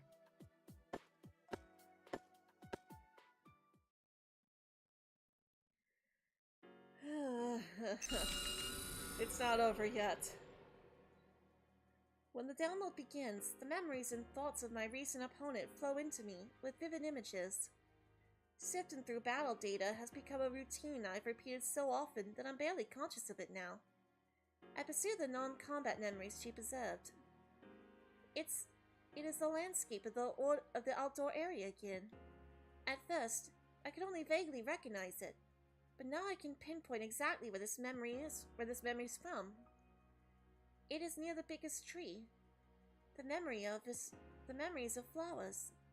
There are images of a small shoot, a bud in plants, and a blossoming flower. She must have had an interest in the concept of growth.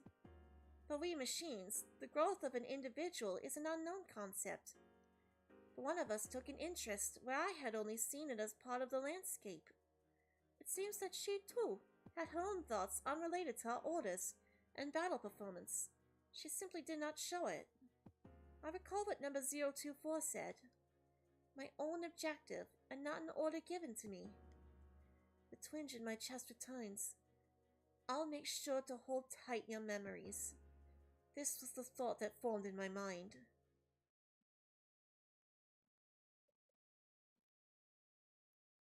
They're all fighting for their own lives, too. Once again, it's time to spend time outdoors. I quickly meet up with number 024. It seems she was looking for me as well. Hey, can I talk to you for a while? The lab boys told me today that they were putting the kibosh on the test battles. I see. It's over then. Look, I've been thinking, if they end up tossing us out soon because of that, I want to go with you to go see that person you were talking about. The one you wanted to meet. I might even put in a formal request about it to the lab boys. Number 024 takes my right hand. Before I can determine her intent, she pulls a cable from her wrist and connects it to a port in my own. She looks at my face in silence, thinking that she wants to confirm that the tests are in fact over. I nod. The data that transfers is from her to me. Packets that flow through the cable form a single, very small archive file. If you are still safe when everything is over, open this file. Number 024 removes the cable, but keeps hold of my hand. What do you mean, when everything is over? How come I can't look at it now? If I had to answer, I would say because it wouldn't be fair. Fair? She smiles and does not answer. It is the same unsure expression. It is a smile, but there's a sadness in it. It would be wonderful if I could go with you to see her. Her? So this person you're looking forward to meeting is a girl? Number 024 nods slowly. But it's strange. Even though my wish may not come true, I still feel satisfied for some reason. How bizarre. It's a fervent wish of mine, too. She looks towards the sky and smiles faintly. This time, it contains more than sadness. There are too many emotions for me to parse, all reflected in that one expression. I believe in you. I can tell you this because I trust you. Maybe that's why I feel so at peace. Huh? Maybe this is what it is to feel alive. Alive. It has happened again. I do not comprehend the meaning of the word, yet I feel a twinge inside. I look at the sky in an attempt to follow her gaze. There's nothing there to hint at her meaning, but I still want to get closer to her. She wishes for me to understand. I want to grant her wish. I want to grant her wish. From then on, we spend our time looking up at the sky in silence. Eventually, the signal that time is up reaches our ears. That is when I notice that the moon has appeared from behind the building. Behind the laboratory buildings. I see. I thought that the light emanating from the plumes of dusk reminded me of something. Now I know what it is. It is very similar to the light from the moon in the night sky.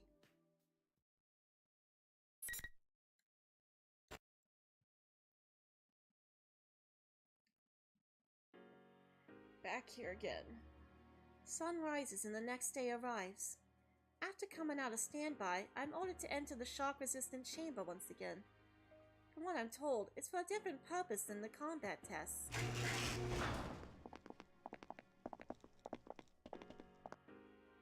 Soon afterwards, the three researchers who supervise the feedback downloads appear. Sounds like it's decided. We'll discontinue use of the name Unit Number 031. Generation 5 Labris will be this unit's new name. Labris. That's your name. The official one's much longer.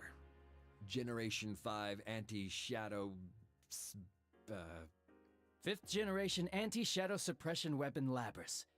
How hard is that to remember? Labris. Designation by a name that is not a number. Never questioned being called number 031 until now. Nothing about it seemed awkward. But now I wonder why. I'm happy now to have acquired a name. Even if my designation changes, it will not have a concrete effect on my abilities. But by discarding my number for a name, I feel as if I'm no longer one of a series with minute variations. I'm a discrete individual. That may be why. I find myself smiling as a result. From now on, the battles you fight will not be to test your performance. They'll be geared toward drawing out a persona. First, you will fight all the remaining units of your model type. Your objective is to destroy them, every last one. Huh? I'm perplexed by the disconnect between their tone of voice and the specifics of the order. Fight against all remaining units of my model type? Destroy every last one of them? The fear impulse and self-preservation instinct seem to be the key to activating a persona. This is the most effective method of inducing extreme mental stress. Stress? Come on, you don't have to go this far. Huh? Well, that's a first. and none of them have ever protested like that. Well, at least that's a sign that its ego is developing. You told me it was over. I thought I wouldn't have to do these things anymore. You. Ain't there some other way? If there is, please, let me do that instead. I don't want to fight him anymore. The three researchers look at me with apparent surprise in their faces. Did my protest get through to them? I hope so, but... That's a surprise. Such natural speech patterns. I hadn't thought its personality would develop this fast. All the data's being recorded now. Let's compare them and look at which stages they improve at. They have no care for what her actual wish is. They're just like, oh, look how far she's developing. They smile while muttering to themselves. I'm at a complete loss for words. They're not machines, but humans. And on top of that, they're creators. Is it not possible that they do not understand me? Yet their current expression. Until now, I thought that they were understanding people who treated us as close to human. But I was wrong. I am only an object to them. No matter what I say, they will see it only as a response to stimulus. Behind their gentle attitudes, we are nothing more than test subjects they hold no emotional attachment to. They do not focus on what I'm saying. They are only interested in it as a reaction.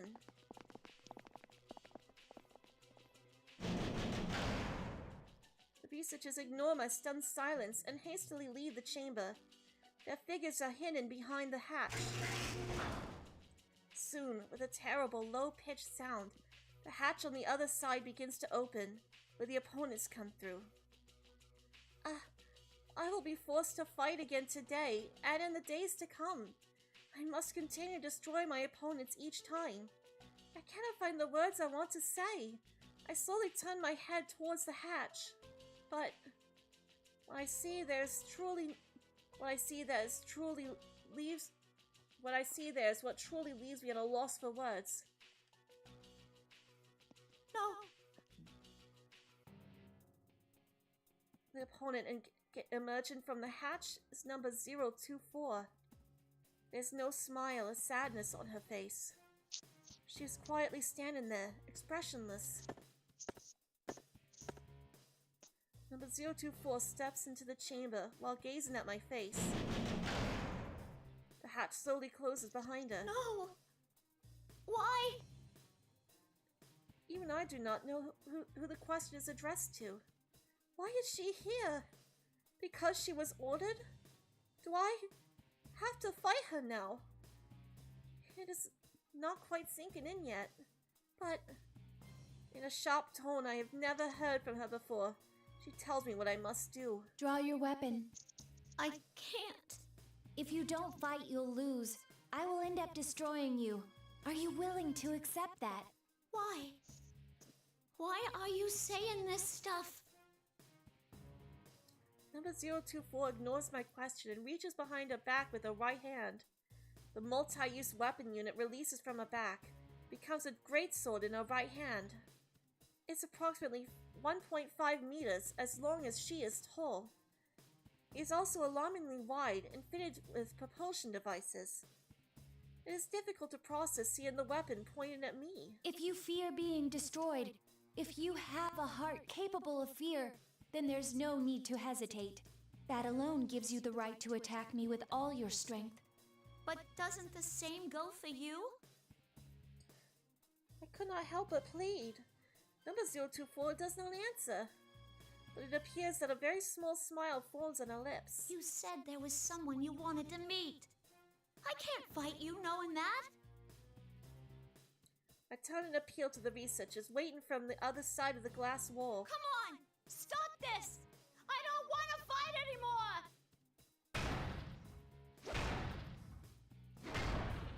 I press against the transparent wall and continuously strike it with my fists. Though my safety limiters are disabled, it must be coated with something I cannot even scratch, aka the invisible walls. That's what they represent. The researchers standing on the other side are completely expressionless. It's as if they're machines themselves. I beg and plead, but they do not respond. If only there wasn't this clear glass wall between us. I'm so frustrated. Why? I then hear number 024 speak out weakly behind me. Only one of us can exit this chamber. Huh? They never told you, since you were strong enough, that battles never lasted very long. But that's the rule of this place.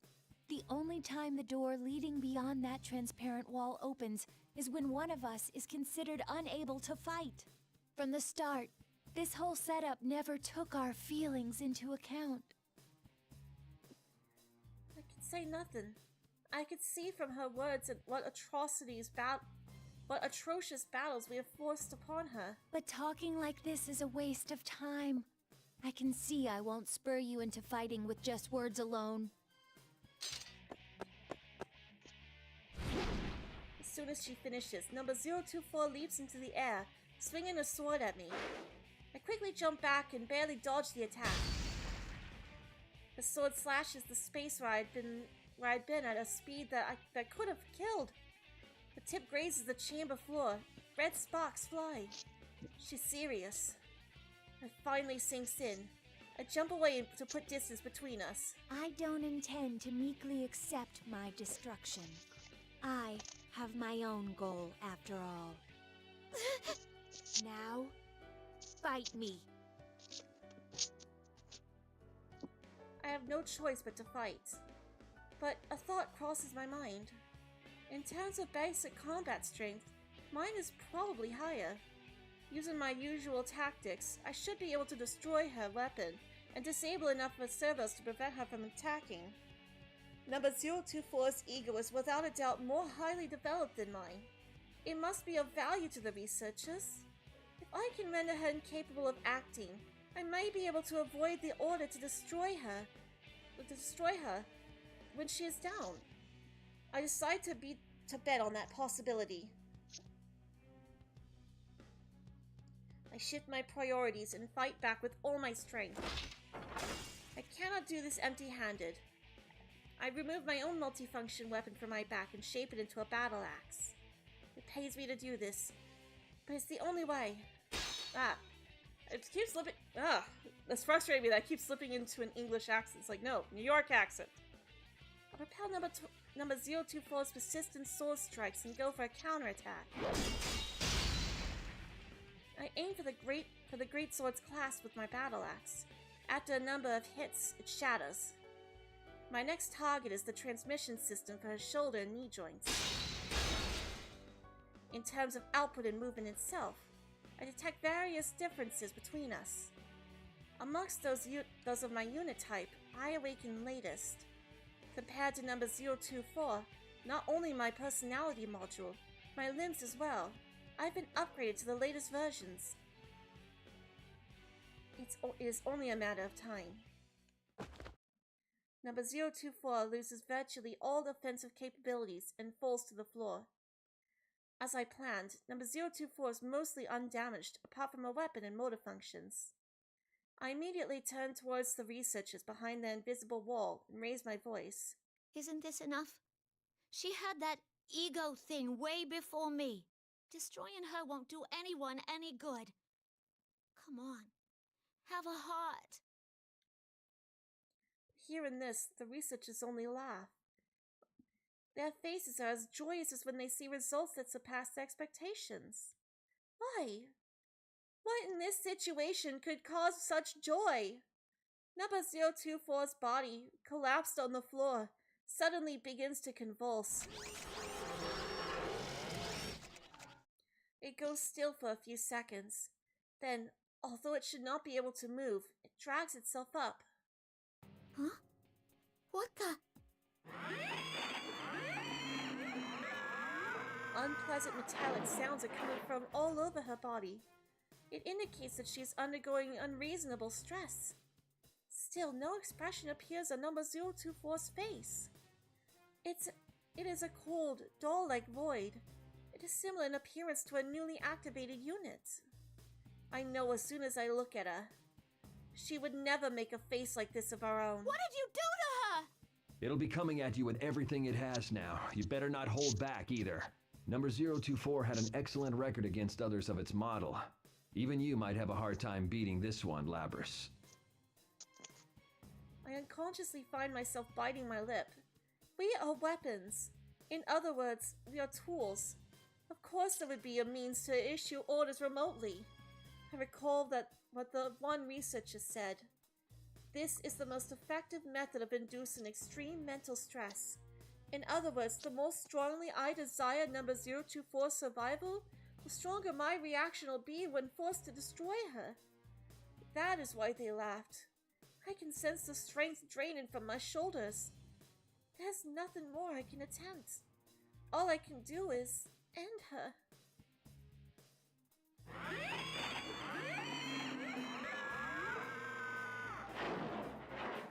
Behind me, number 024, or rather, her animated shell, approaches me, its limbs shaken.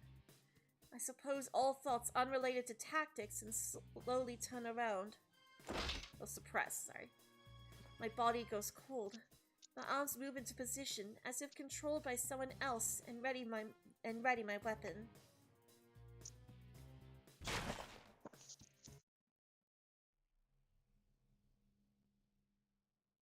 Her first tears.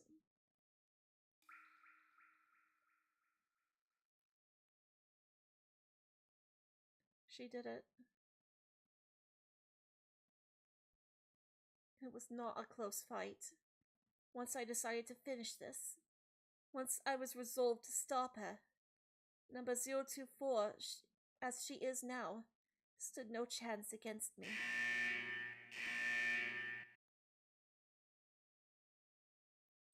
I fall to my knees next to number 024. Her limbs have been shattered. She will never rise again. My processes are overloaded with things I cannot understand. I feel as if all processing is slowed. Number 024's face is turned to the ceiling. Hey, are you not gonna look at me anymore? You're not gonna smile again? I did not expect her to respond, but number 024's face moves slightly. I stare at her without knowing how to react. She turns her gaze to me and smiles. I'm sorry to leave you alone. I leave the rest to you. Those were her last words she spoke. I can't believe this. Number 024's dead face is laughing. She is smiling at the one who destroyed her and robbed her of her dream. All at once, everything hits me in a torrent of emotion and data. I've lost her. I did it. I took everything she had. My vision begins to fade. My thoughts go with it. I cannot determine whether the lights are actually dimming or if it's only my perception. It is too much to handle. I collapse to the ground helplessly, like a crumbling statue. Poor Labrys. It's so sad. Next time I awaken, I'm lying inside a cage. It seems I was carried out of the test chamber. The download of number 024's feedback data is about to begin. The researchers seem to have taken a sudden loss of consciousness seriously.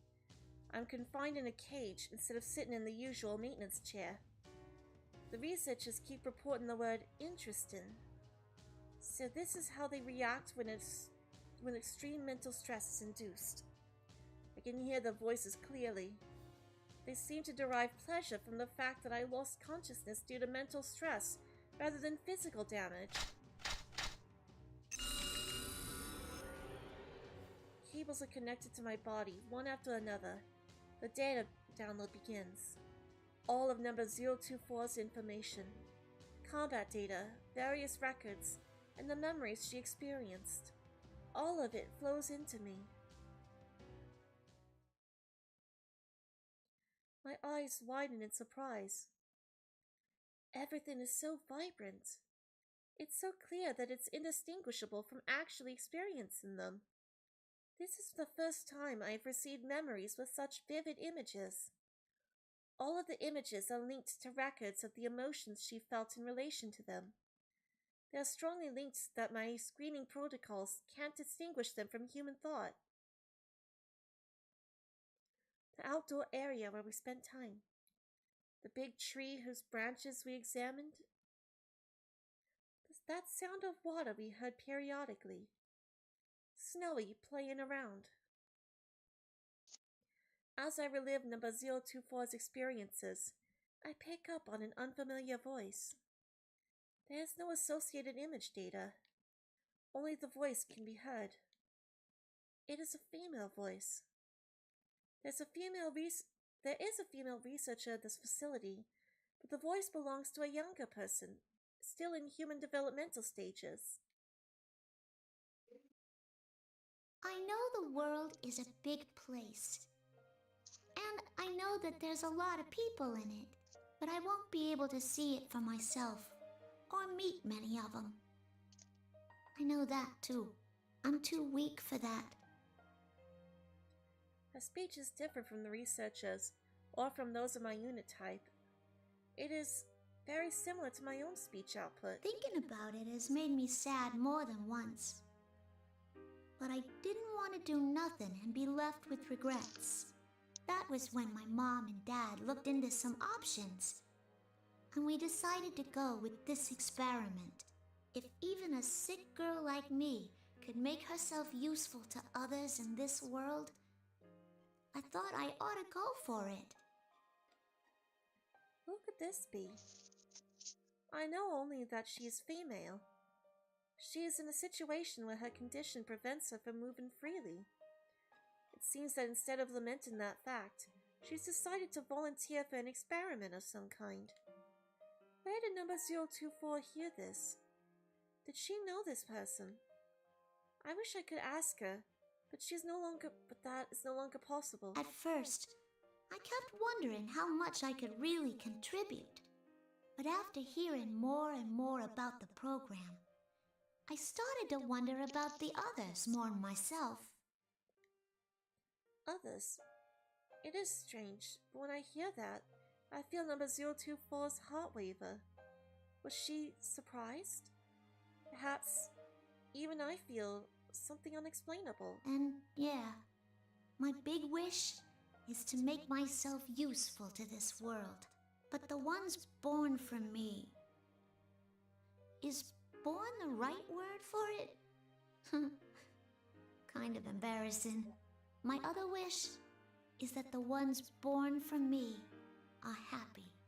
I doubt I'll be able to talk to them in person or stay with them, but I still wish from the bottom of my heart that they all have happy lives. People's voices have unique characteristics. In the past, I've expressed it as variances in waveform, but each has what could be called its own texture and temperature to it. This voice sounds very warm and kind. I would like to listen to more of it, but the speech ends there. There are no more related memories from number 024. While the cables disconnect, I decide to search the archives for results matching that voice. Sadly, there are no results, but during the search, I suddenly remember something. The archive given to me by number 024 last night. I quickly open the folder and find a single text file inside. If you are reading this, then I have most likely been destroyed. It may be that you already understand the concept of guilt, but you have done nothing wrong. If you're still safe when everything is over, she must have meant if I defeated her in combat. Number 024 knew what would happen to those who lost in the trial. What emotions was she feeling then? What was going through her mind as she prepared this file? I feel something retch inside my chest. I happened to access certain data during the feedback treatment and learned something. Artificially creating a personality from scratch is very difficult, though they hope to achieve it in 2 generations. But those of our model were actually made from the template of a certain girl's personality. That includes you and I. She had left a recording for the units created using her personality, a message for those of us who did not yet exist. That's what I heard. She speaks in a strange way, like you. I thought, we really are connected to her. I think about that unknown voice. The experiment the voice spoke of was related to our development, after all. The owner of that voice was speaking to us. The one who gave birth to us loved us. When I understood that, I felt like my eyes were opened. Though my life was filled with suffering, my birth had meaning. I firmly believe that. I want to meet her. I need to tell her thank you for giving birth to us and for loving us. This was not an order from the scientists. It was an objective I made for myself. So if you can understand my feelings, I'd like you to do this in my stead. Give our mother my thanks. Our number 024 must have wanted to meet this girl, who she saw was our mother. She must have longed to thank the girl in person. The data within me, her heart tells me so. During the time when she was ordered to destroy her sisters, this wish must have been her only hope. Yet it did not come true. I shattered it. The one she herself said was the only one who understood her. She must have been devastated. But the letter ends in the way I least expected. Though we knew each other for only a short time, I'm glad I met you. I feel the same right now as our mother did. I wish from the depths of my heart for you to be happy.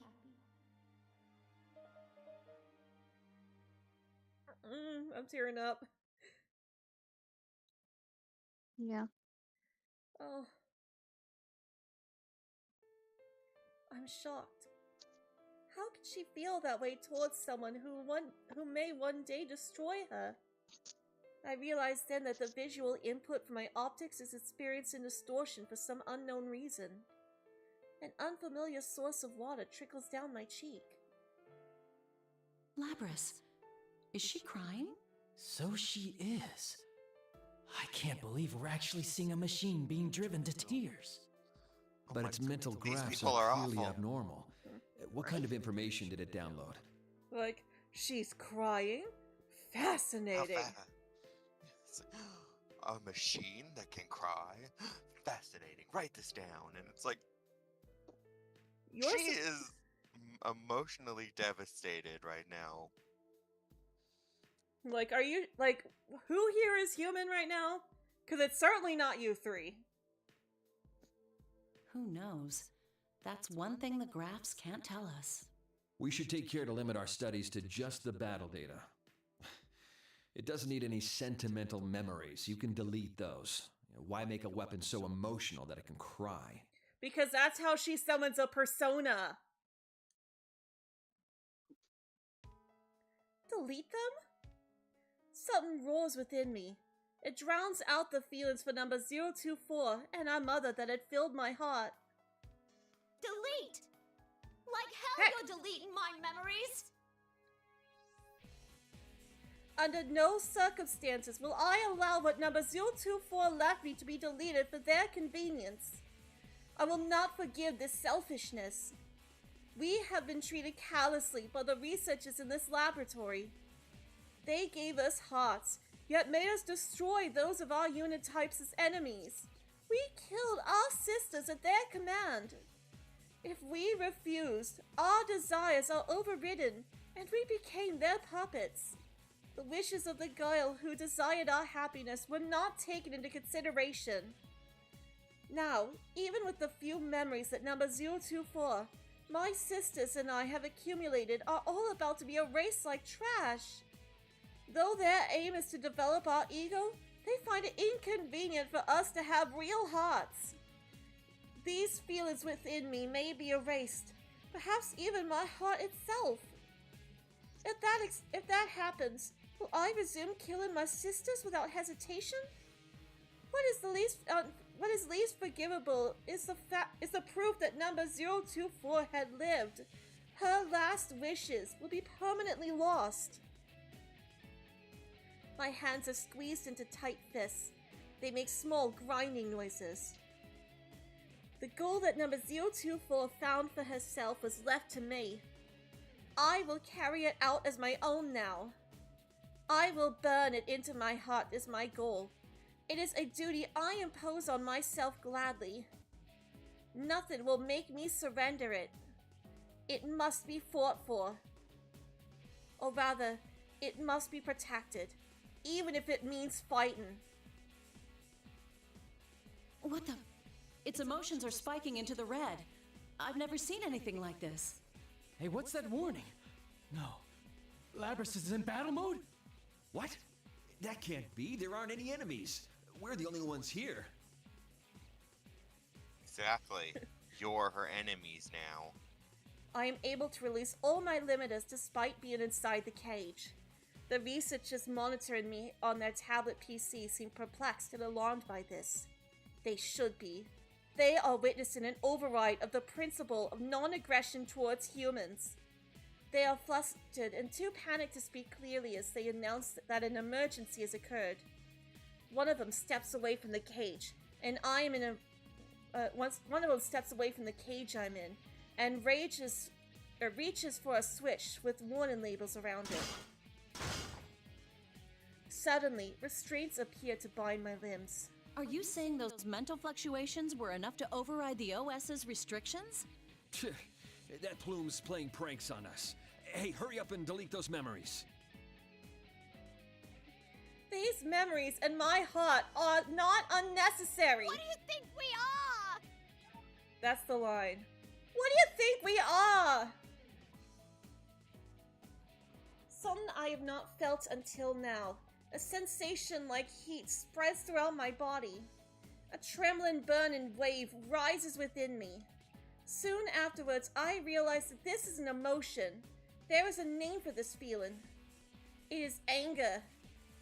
I reroute all my strength into my restrained limbs. The restraints are designed to withstand up to twice our calculated maximum input. Trying to escape is therefore logically doomed to failure. Even so, I continue to muster my strength. It is not because I judged it a viable course of action. I am not merely executing an order. I am acting based on my emotions. It does not matter if the restraints can be destroyed or not. I wish to destroy them. The metal parts in both my limbs and the restraints begin to creep. How's it doing that? There's no way those things are strong enough to break the restraints. It's outputting over 220% of its theoretical strength limit, even though its joint actuators are operating at only 70% capacity. That's not possible. That doesn't even make any sense. What's driving this thing? Her heart. I'm not gonna let you take those memories. I made her a promise.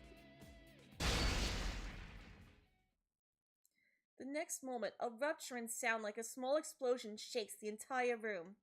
The heavy metallic bands restraining my arms and legs shatter. I jump out of the cage and run towards the open door.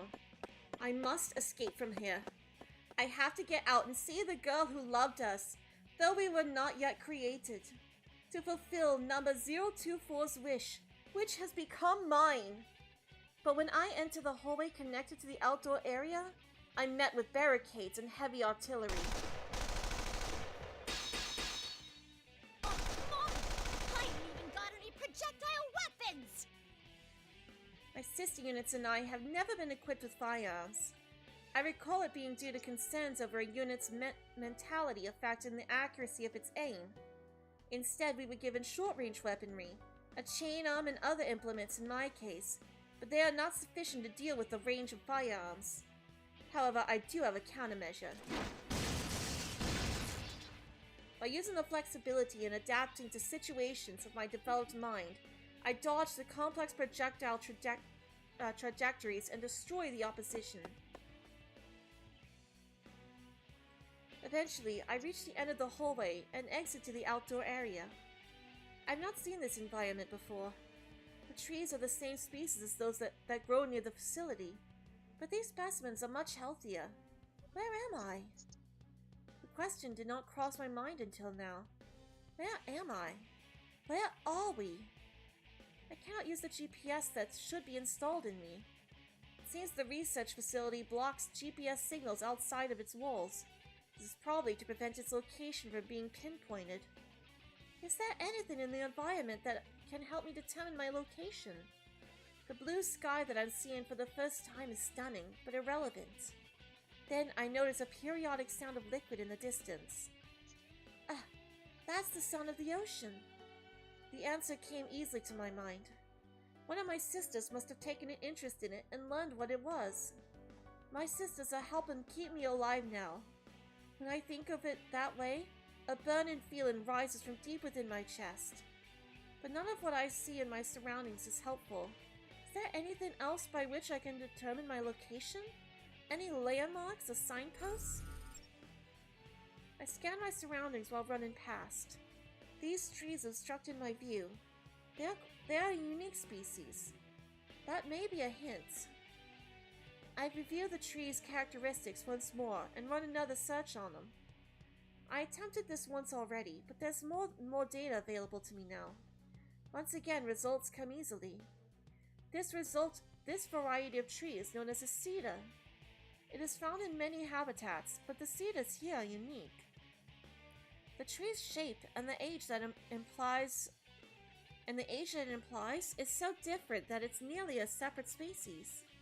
If that is because of different species in the environment, it may be useful in determining my location. That's when an unfamiliar sound reaches my ears. The heavy rumble of what sounds like a motor. It seems that they've dispatched a vehicle to pursue me. I expected this. Their response was swift. It seems like they had measures in place in the event one of us escaped.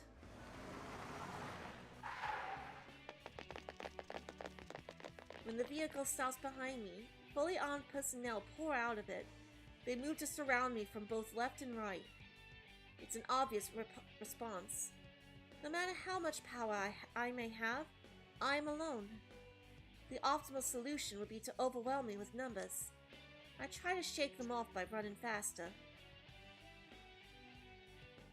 Soon afterwards, I reach the main gate of the laboratory, a high steel edifice. It is tightly sealed. A number of heavily armed guards are protecting it. I stop. There's nowhere else to go. Labris, come back here. You're too useful a unit to destroy. You need to get back here to be regulated. That's your role in all this. I cannot be destroyed here. But I cannot be captured either. They're still even after all of this, even though she's showcased she has a personality, she has feelings, she is basically human. To them, she's still just a machine. Yeah. I cannot be captured either. They'll surely delete my memories. They will take my desire and everything else that was given to me. What purpose is there in avoiding destruction then? The only options available are whether my wishes die with me, or whether it is stolen away. I ain't gonna let you destroy me. And not just because I don't want to be destroyed. I...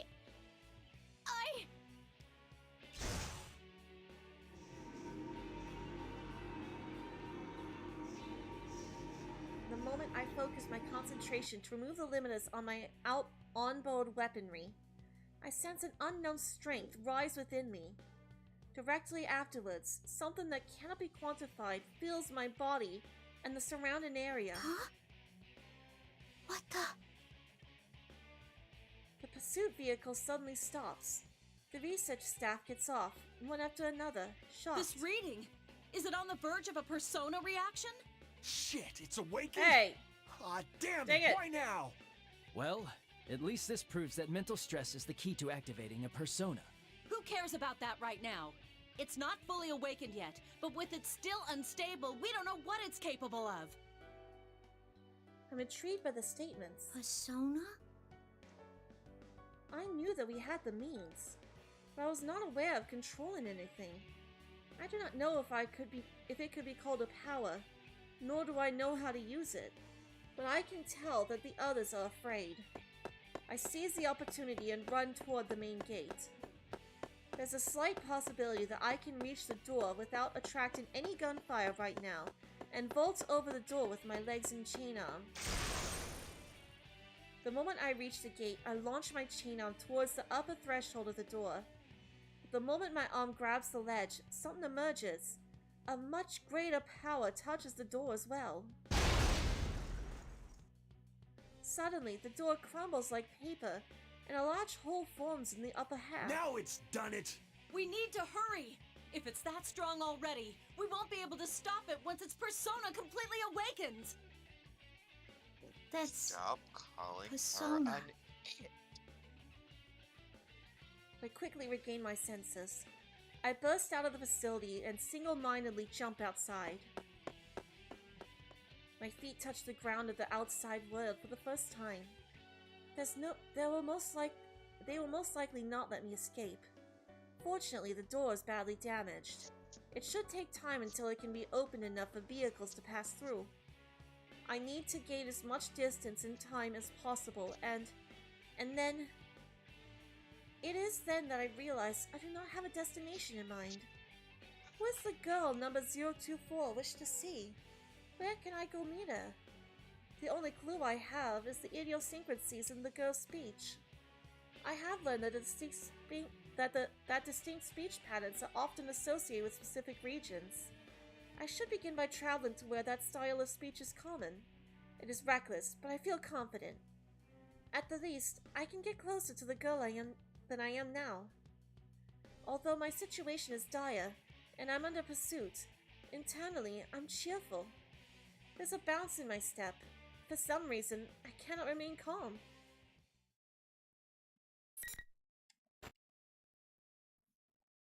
She's happy.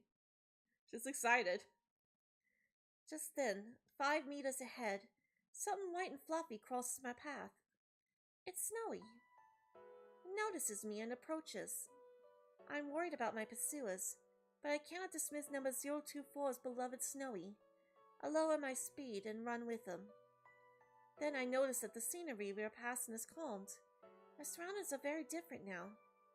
The blue sky that was previously obstructed by the trees is now clearly visible. The green grass is shining vibrantly in the light of the sun. And there's a deeper blue than the sky ahead. Many lines of white run across it. Is that the ocean? Snowy barks as if in answer. I feel as if it's saying, "That's right." I could not previously comprehend Snowy. I did not have an interest in trying. But now I can grasp what Snowy is saying, as if I could speak its own language. I know that it feels happy to be able to run with me. I feel as if number 024 is inside me. Though we were forced apart, she certainly left many things. Not only her wish, but other things as well. Well, I'll find her come hell or high water. Are you with me, Snowy? Snowy barks energetically. I respond with thanks and a smile. Number 024 and Snowy are encouraging me. Though I do not have any clues, I will find her, no matter what happens or how long it takes. I search my current location once more. Now that I'm further from the research facility, I can use my GPS to triangulate my position. But on seeing the results, I can't help but stop running. Snowy stops a little further ahead and then returns to me. My current location is Yakushima, within the Kagoshima Prefecture. It's a remote island far from shore. No! The island's perimeter is only 132 kilometers. In such a limited area, it'll be a matter of time before a full-scale manhunt apprehends me. The search facility must have been built on an island in anticipation of such situations. Even if someone were to escape the facility, the island's geography would contain them. It is essentially a natural prison. I do not want to believe it, but my hope was meticulously strangled before it was born. However, I cannot wait here to be captured. I begin running again. Though as expected from my position data and map, I immediately reach the ocean. So, this is the ocean. It's so huge. I can't see anything out there at all. I look at the glistening surface of the ocean reflect the sunlight and ponder its beauty. I'm at a loss. Though I knew it would come to this, I couldn't stand idle. Despite this, my feelings sink. Snowy looks up at me from time to time as I stop running and begin walking. His gesture of concern forces me to smile and tell him that I'm all right. The forest becomes a grove. The trees grow sparser. The blue ocean and the sandy soil leading up to it spread before my eyes. I check my map again. This is not an uninhabited island. There is a means for people to come and go, but I doubt that I'll be able to use those methods freely without arousing any suspicion. I gaze down at my hand.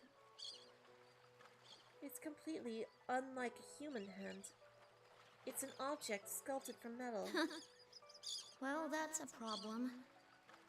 What should I do? My question seems to sting me, Snowy. Come on, don't give me that look. Ah, well.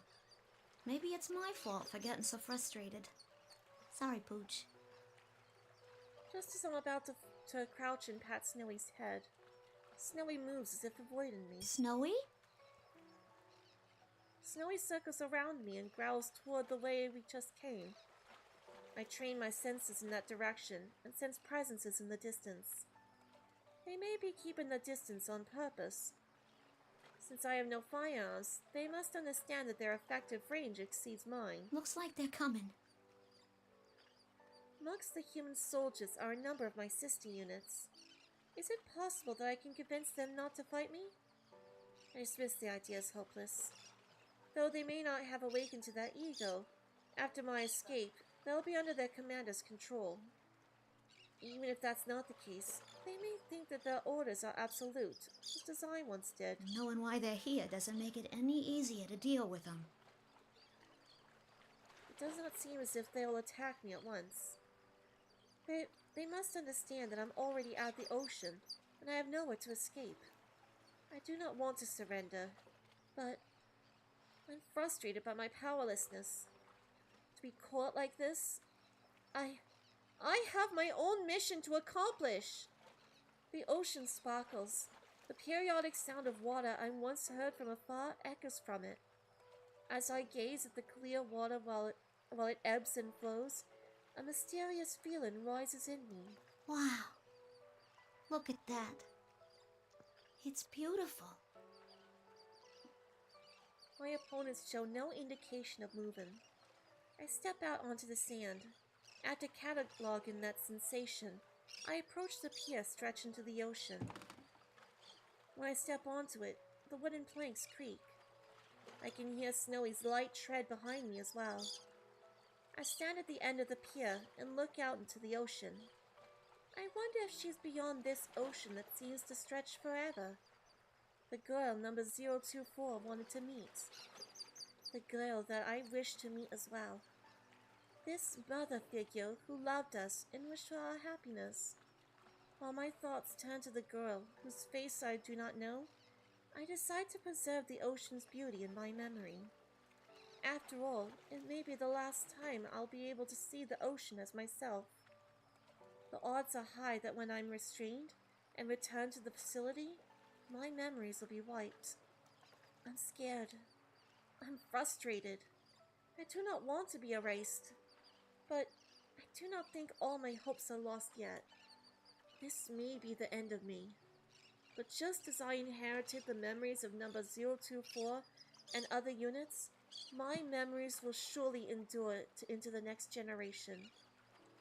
So I will keep these feelings along with this beautiful ocean scene deep within the origin of my heart. There, it cannot be erased or tampered with. The blue sky and ocean, the shining sun and glittering water, and the gentle breeze that calm sounds of the waves. The scenery from this pier is so stunning that it's unimaginable from inside the research facility. I'm glad that the last place I see is so beautiful. With the ocean before me, I speak to any future sisters that I have yet to meet. It might be called a type of prayer. To all the ones I'll never meet, but will receive my memories. My emotions race ahead of my thoughts. I cannot find the right words to say. There's so much I want to say to you that I don't know where to start. I close my eyes again and calm my heart. To my descendants, whom I will probably never meet. If you ever find someone precious to you, as I did with number 024, and wish to meet them, may you meet them here. May you go beyond this pier to places I could not. I just pray from the bottom of my heart that everyone can find happiness. And that prayer would end up being passed on to Igus, who would fulfill that wish. And meet the person most important to her on this very beach.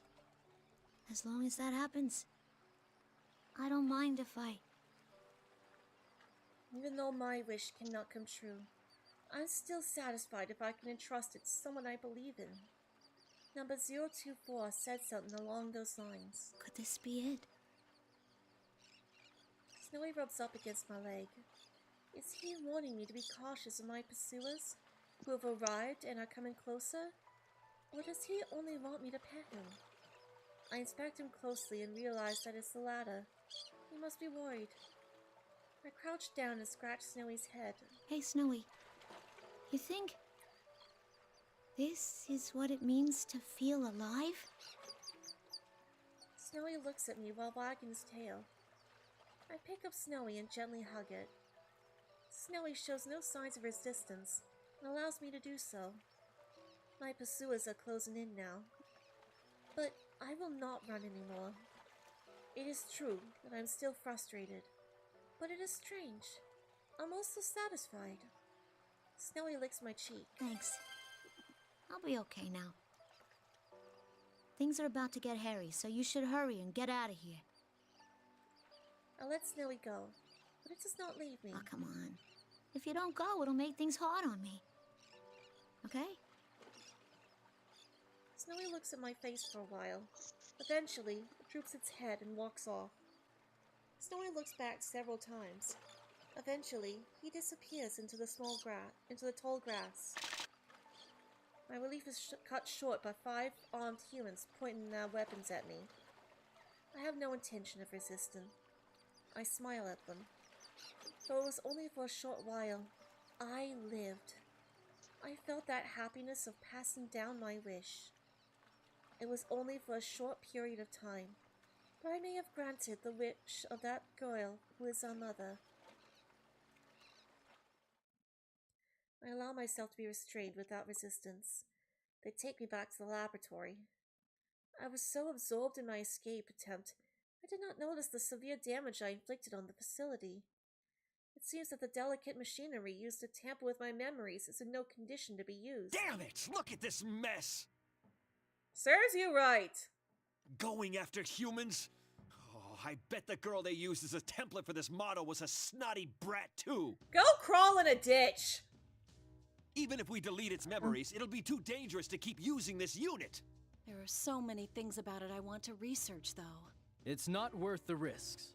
The 5th generation anti-shadow suppression weapon will be sealed indefinitely once it's fully restrained again. The voice is the last thing I hear before my consciousness is cut off. At least she got to keep her memories. Mm-hmm. And now, fast forward. 2 whole generations. Huh? And then another 10 years later. My consciousness should have been shut down. But I've awakened. This place. It's that ocean. I'm on that pier. The blue sky and ocean. The shining sun and glittering water. And the gentle breeze that calms sounds of the waves. Even Snowy is next to me. The scene is identical to the one from before. Though this time, I have no pursuers. I was captured. I remember that clearly. This is obviously an abnormal situation, at odds with my memories. But the clear sky and ocean are still so beautiful, that I cannot help but gaze at them. If only I could go beyond it. Just as the thought crosses my mind, my viewpoint ascends. Soon afterwards, I realize that I'm floating, as if my body is weightless. I am astonished at myself to be thinking such strange things, but then my field of vision drifts and I turn my attention to that. Scenery I knew already begins to mix with other environments I do not know. They become a connected, continuous image and pass like a slideshow. From time to time, I pass through the drifting images, but I cannot grasp anything with those spaces. Even when they're about to collide with me, they pass right through me. Could this be dreaming? I remember something I once heard from a researcher at the facility. They said that it's possible for us to dream, because we have a mind and may develop an ego. Though I would technically not be identical to a human's dream, the phenomenon would be very similar. I feel that the example the researcher gave of what a dream is like matches my current experience. If I'm having a dream, then things that are not possible in reality may become possible here. For example, if I can leave this island. If I can go beyond that ocean. The girl that number 024 and I wanted to meet said that even though she knows the world is big, she would not be able to see it for herself. What could that have meant? Was she in a place that limited her world, as I was unable to leave the island? Just when it seems that the images flowing around me have stopped, I find myself in an unknown room. There's a bed here. Next to it is a flat screen monitor. There are also white shelves surrounding the bed. To one side is a stand for an intravenous strip. It's just IV trip. I just say IV. There's a machine connected to it by cords. Though it is small, it appears to function as a life-size monitor. This is similar to the research facility. Could it be a hospital? The voices that sound from somewhere belong to a man and a woman. I've not heard these voices before. She said during this morning's checkup that she wanted to go to school. She asked how much better she needs to get to be able to go. Understandable. This ward is right near the road most of the students take. She must have been lonely too, not having seen her parents lately. Water break. How much better she needs to get. Water break. She still doesn't know that her condition is incurable. Why don't you be honest with her and tell her she won't ever be able to go? It's cruel to string her along like this. Shh, keep your voice down. Room's next door. I understand at once that these people are speaking of the girl I wish to meet. The scene feels as if it comes from my own memory. I do not doubt it at all. The girl is suffering from some kind of illness. She may not be able to go outside. Her condition prevents her from leaving her small world. Her life is like ours. Could the girl have heard this conversation? How did it make her feel to hear it? I want to spend more time in the outside world. I want to live a normal life. The thoughts that come to my mind are not mine. I wonder if the nurses thought things like the student council were too much trouble to bother with when they were in school. I don't know. It sounds fun to me. Just as I thought, it is the girl's voice. When I listen to her, I can sense her strong yearning and admiration. You gotta admire the student council president. I mean, they're the ones that get things done for everyone. But I guess it's because they're like that in the first place that they get to be president, Imagines huh? herself as a student council president in the TV world. Yes, it is. This is exactly why. And why she created a school. The girl had a strong desire to attend school and live like a normal school life with friends. As I reviewed these voices and feelings, an interest in the school she longs for grows within me. High school. I wonder what that's like. Would it be fun? I wish to see for myself what she desires. Is there a specific image of it? What kind of place is it? What activities do its attendants perform while there? But there are no memories in regards to schools. This must mean that the girl has no such memories. Figures. I don't know anything about schools or whatever else student life is like. I want to see them. I can show you if you so desire. A voice answers my unspoken thought. What could it be? I do not know a voice like this. For some reason, my mind becomes hazy. I cannot access my memories easily. Huh? Who's there? There's no need to be alarmed. I only want to give you a glimpse of the world you long to know. I was under the impression that this was a dream. Dreams are supposedly a release valve for memories, yet this voice does not feel like a part of me. Could that be possible? As I ponder these things, the scenery around me changes completely.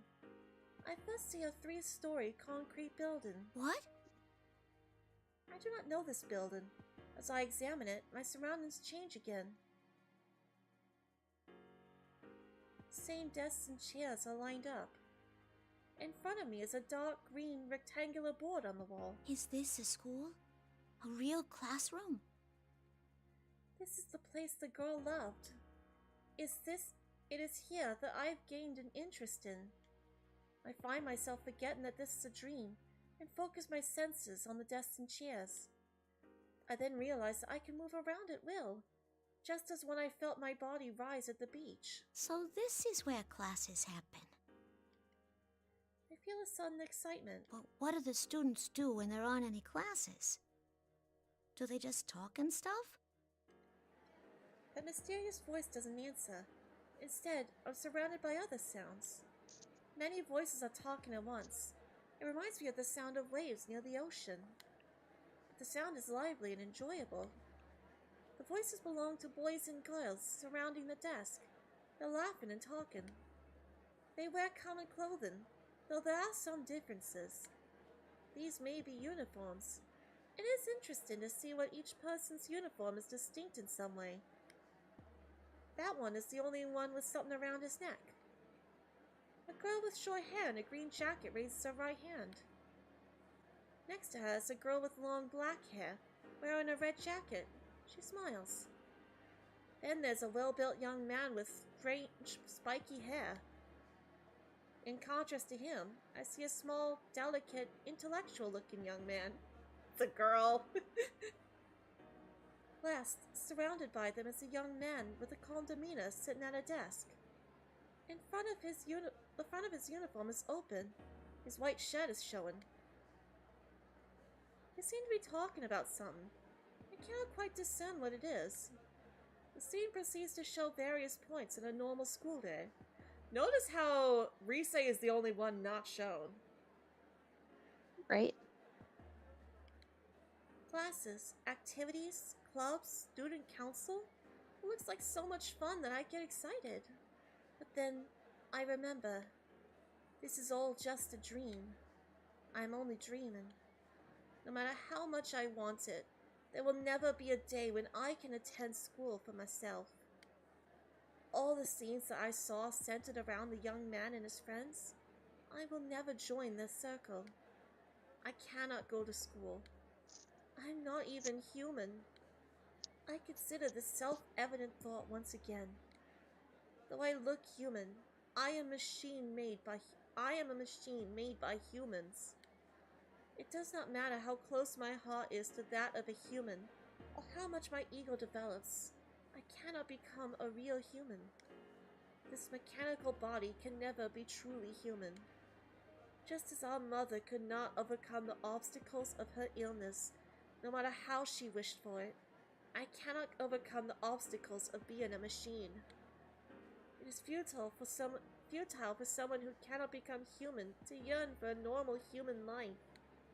There's a strange sensation somewhere in my chest that feels like pain. Still, although I am a machine created as a weapon, that girl loved me. What if there are other people like her who could understand me? Would I then be able to find a place to belong amongst the humans? But You'll never find a place where you belong. Humans created you as a tool. They would never think of you as anything more.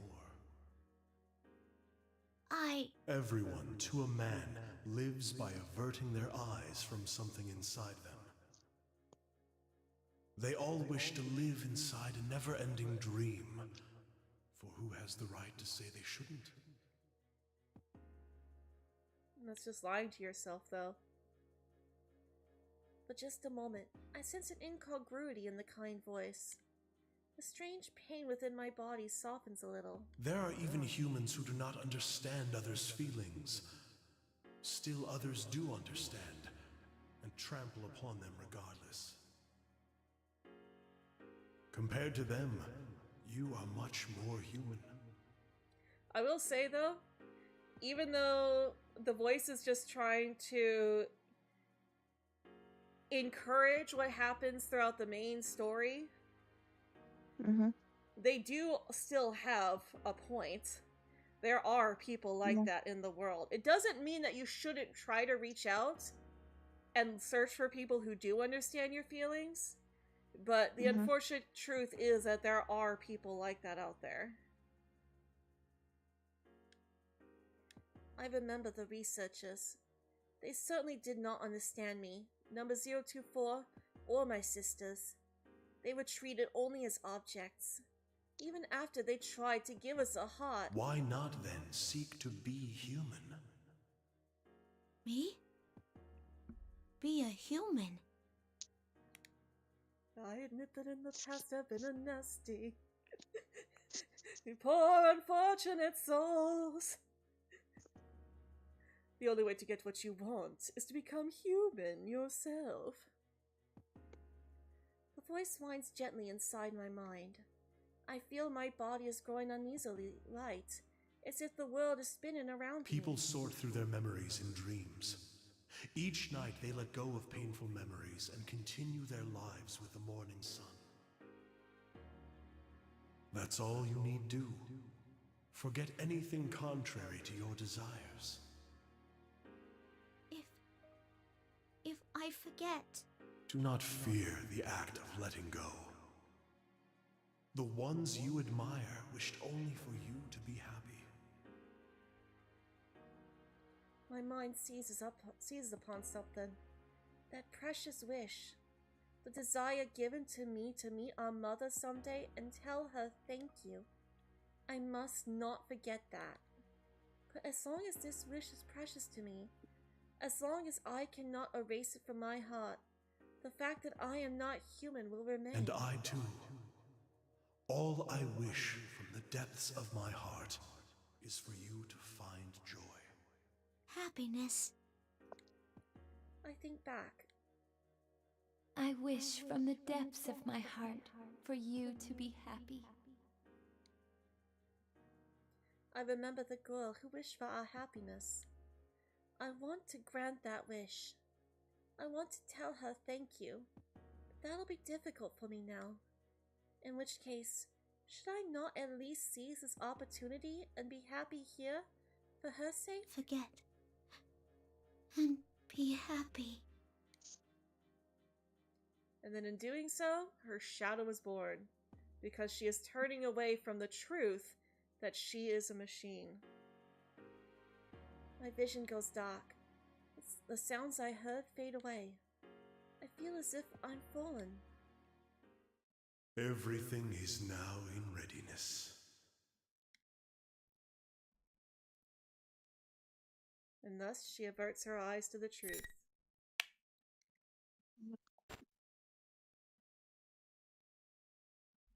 Hmm.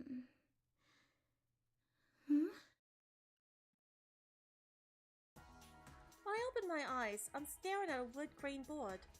It's the surface of a desk. Quickly raise my head. It looks like I fell asleep in class. My sleeve was pressed against my forehead while I was asleep, and the texture left a mark. Oh man, I hope no one sees this. I rubbed my forehead a little and look around the classroom. According to the clock on the wall, it's 3:30 in the afternoon. The only thing written on the blackboard is 5/1/2012, Tuesday. Everything else is erased. I stretch out my arms.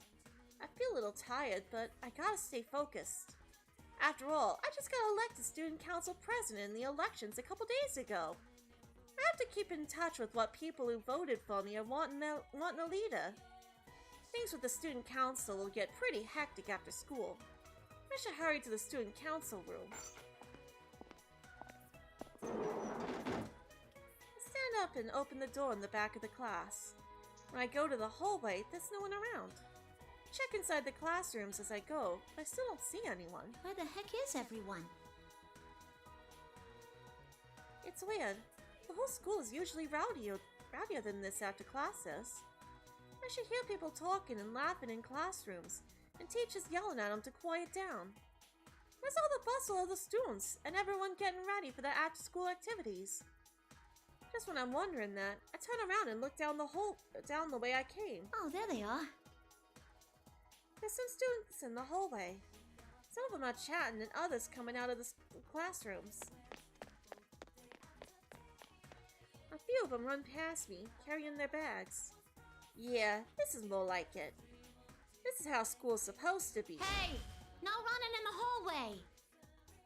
The student gives an apologetic smile. He just waves to me and zooms down the stairs. Sheesh! You'll put your eye out if you don't look where you're going. Oh well. I just gotta clamp down on him more from now on. I put my hands on my hips and sigh. Hey there, Miss President. Are you off to the student council room? Have fun! Hey, that's Ruka's voice. You're always so excited about that. Bye, Miss President! See you next Monday! Everyone walking down the hallway talks to me. I wave back to them. I always had a lot of friends and people who knew me. And ever since I got elected student council president, all the students seem to know who I am. The job comes with a lot of pressure, but I know I'm up to it. I'm going to be busier than ever around school now. I did have my doubts, but in the end, I'm glad I ran for student council president. Yeah, I did the right thing. I did. I head to the student council room. She's still trying to convince herself. Time flies by as I go over my agenda. Before I know it, there's red light pouring in from the west window. It's already sundown. Whew. Guess that's enough for today. There's no one else left in the student council room. I had the others go home before it got too late. When I said that if they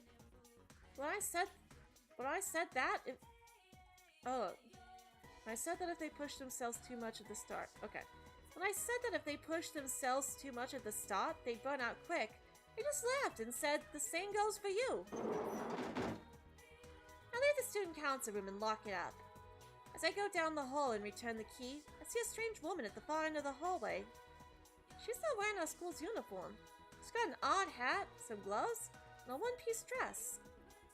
They're all the same deep blue color. Underneath one arm is an old-looking book. Hi, Elizabeth. I can't see her face with her back towards me, but a short straight hair draws my attention. Her hair is this radiant silver, like if pearls were stretched out into strands. Who in the world is that? Maybe it's the clothes, but she gives off a strong presence. I got a little uneasy looking at her. I'm not tiptoeing or anything, but she doesn't turn around until I'm about 2 meters away. When she finally does, though, I gasp a little. Her features are so perfect that she's like a sculpture. Hey, excuse me. You got some reason to be at our school? Are you sure this is how things should be? Huh? On understand what she's getting at. But for some reason, the question throws me. I am a wanderer who only stopped here because I sensed great power gathering. I am in no position to give advice, but... Also, water break. This place will soon be caught in a bit of a fracas. If you continue to avert your eyes from everything, I think it will have an impact on your life in the near future. My life? What she just said sounded pretty scary. She may have some screws loose, but something is whispering to me deep in my heart. Asking me, doesn't she have a point?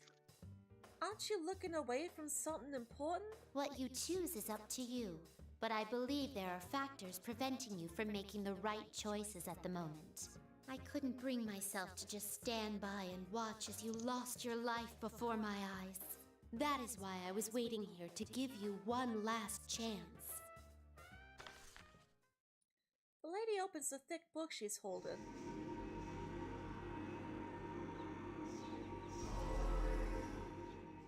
I don't know how it's doing that, but light streams from the book.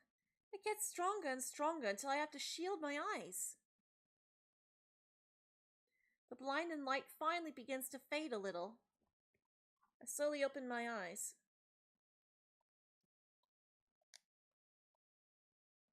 The first thing I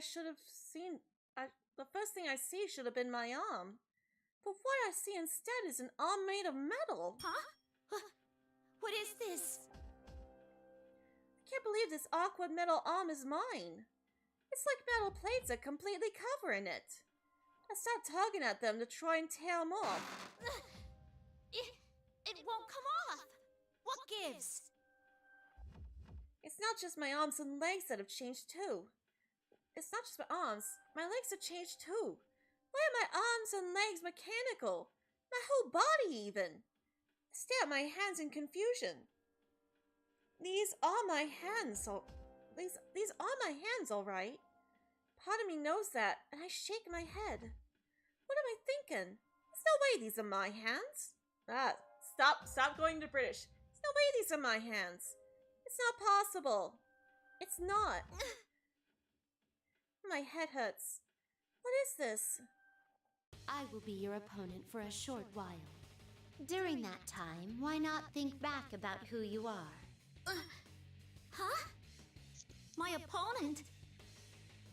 The lady takes a defensive stance. And away we go.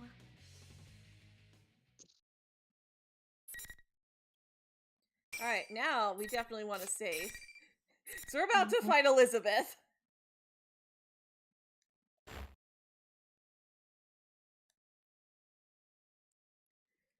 Alright, let's go, Elizabeth.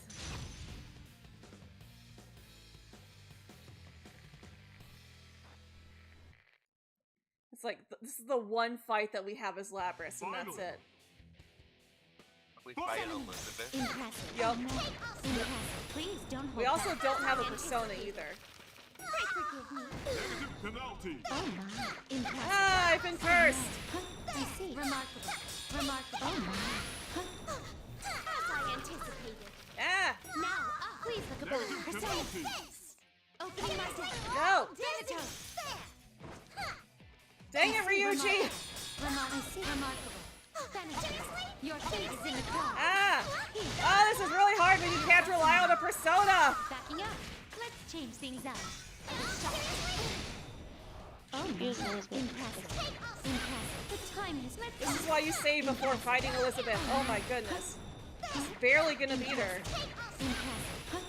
Oh, you have shown there. Jeez. Oh, it's so unfortunate that I can't summon a persona there, but Lapras hasn't awakened to it yet. I somehow managed to beat the lady in blue who attacked me. How did I win? How did I use these metal arms and legs like it was second nature? I don't understand. The lady in blue stands before me, exactly like she was when I first saw her. She's not even breathing hard. Well done. But I'm sure you realize now, you are not human. There must have been an important promise that could only be kept in that guise. That must have been your reason for living. Whether it's worth losing that or not, I ask that you give it serious thought. An important promise. My reason for living? I'll repeat that to myself. It seems important somehow. Now, it seems the tumult of trials is about to begin. In which case, I bid you good luck. The thick book in her hand closes with a loud thud. Strangely, that ordinary sound lingers in my mind. When I come back to my senses, there's no one here anymore. I take a nervous look at my arms and legs. Nothing seems different about me. There's no metal on my limbs now. Just ordinary skin and bones. What the heck was that? A dream? Yeah, what was that? Would daydream be the word for what just happened? I can't sort out my thoughts, so I think to myself, I can't let it get to me. Just let it go. Some things I can't dismiss that easy. You are not human. You have an important promise which must have been your reason for living. She said, I'm forgetting something? That I need to remember?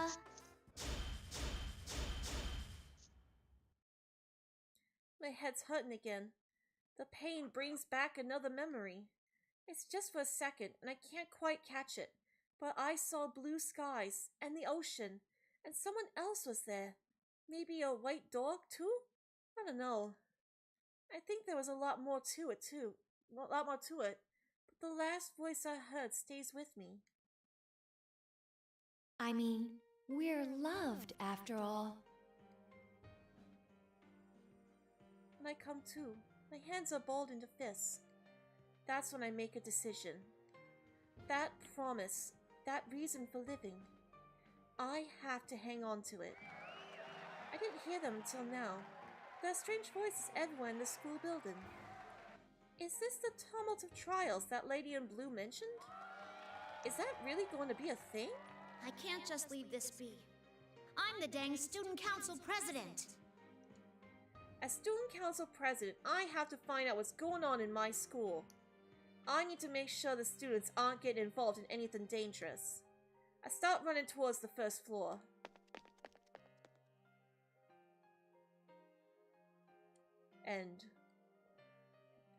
And just in case they play the credits song, I'm going to temporarily mute the capture card. Be right back. Okay. Okay, good, they did it. You can now continue from the cliffhanger in Yu, Yosuke, Chie, Yukiko, Kanji, and Teddy stories. But only the investigation team minus Naoto. But we are going to save that for next time.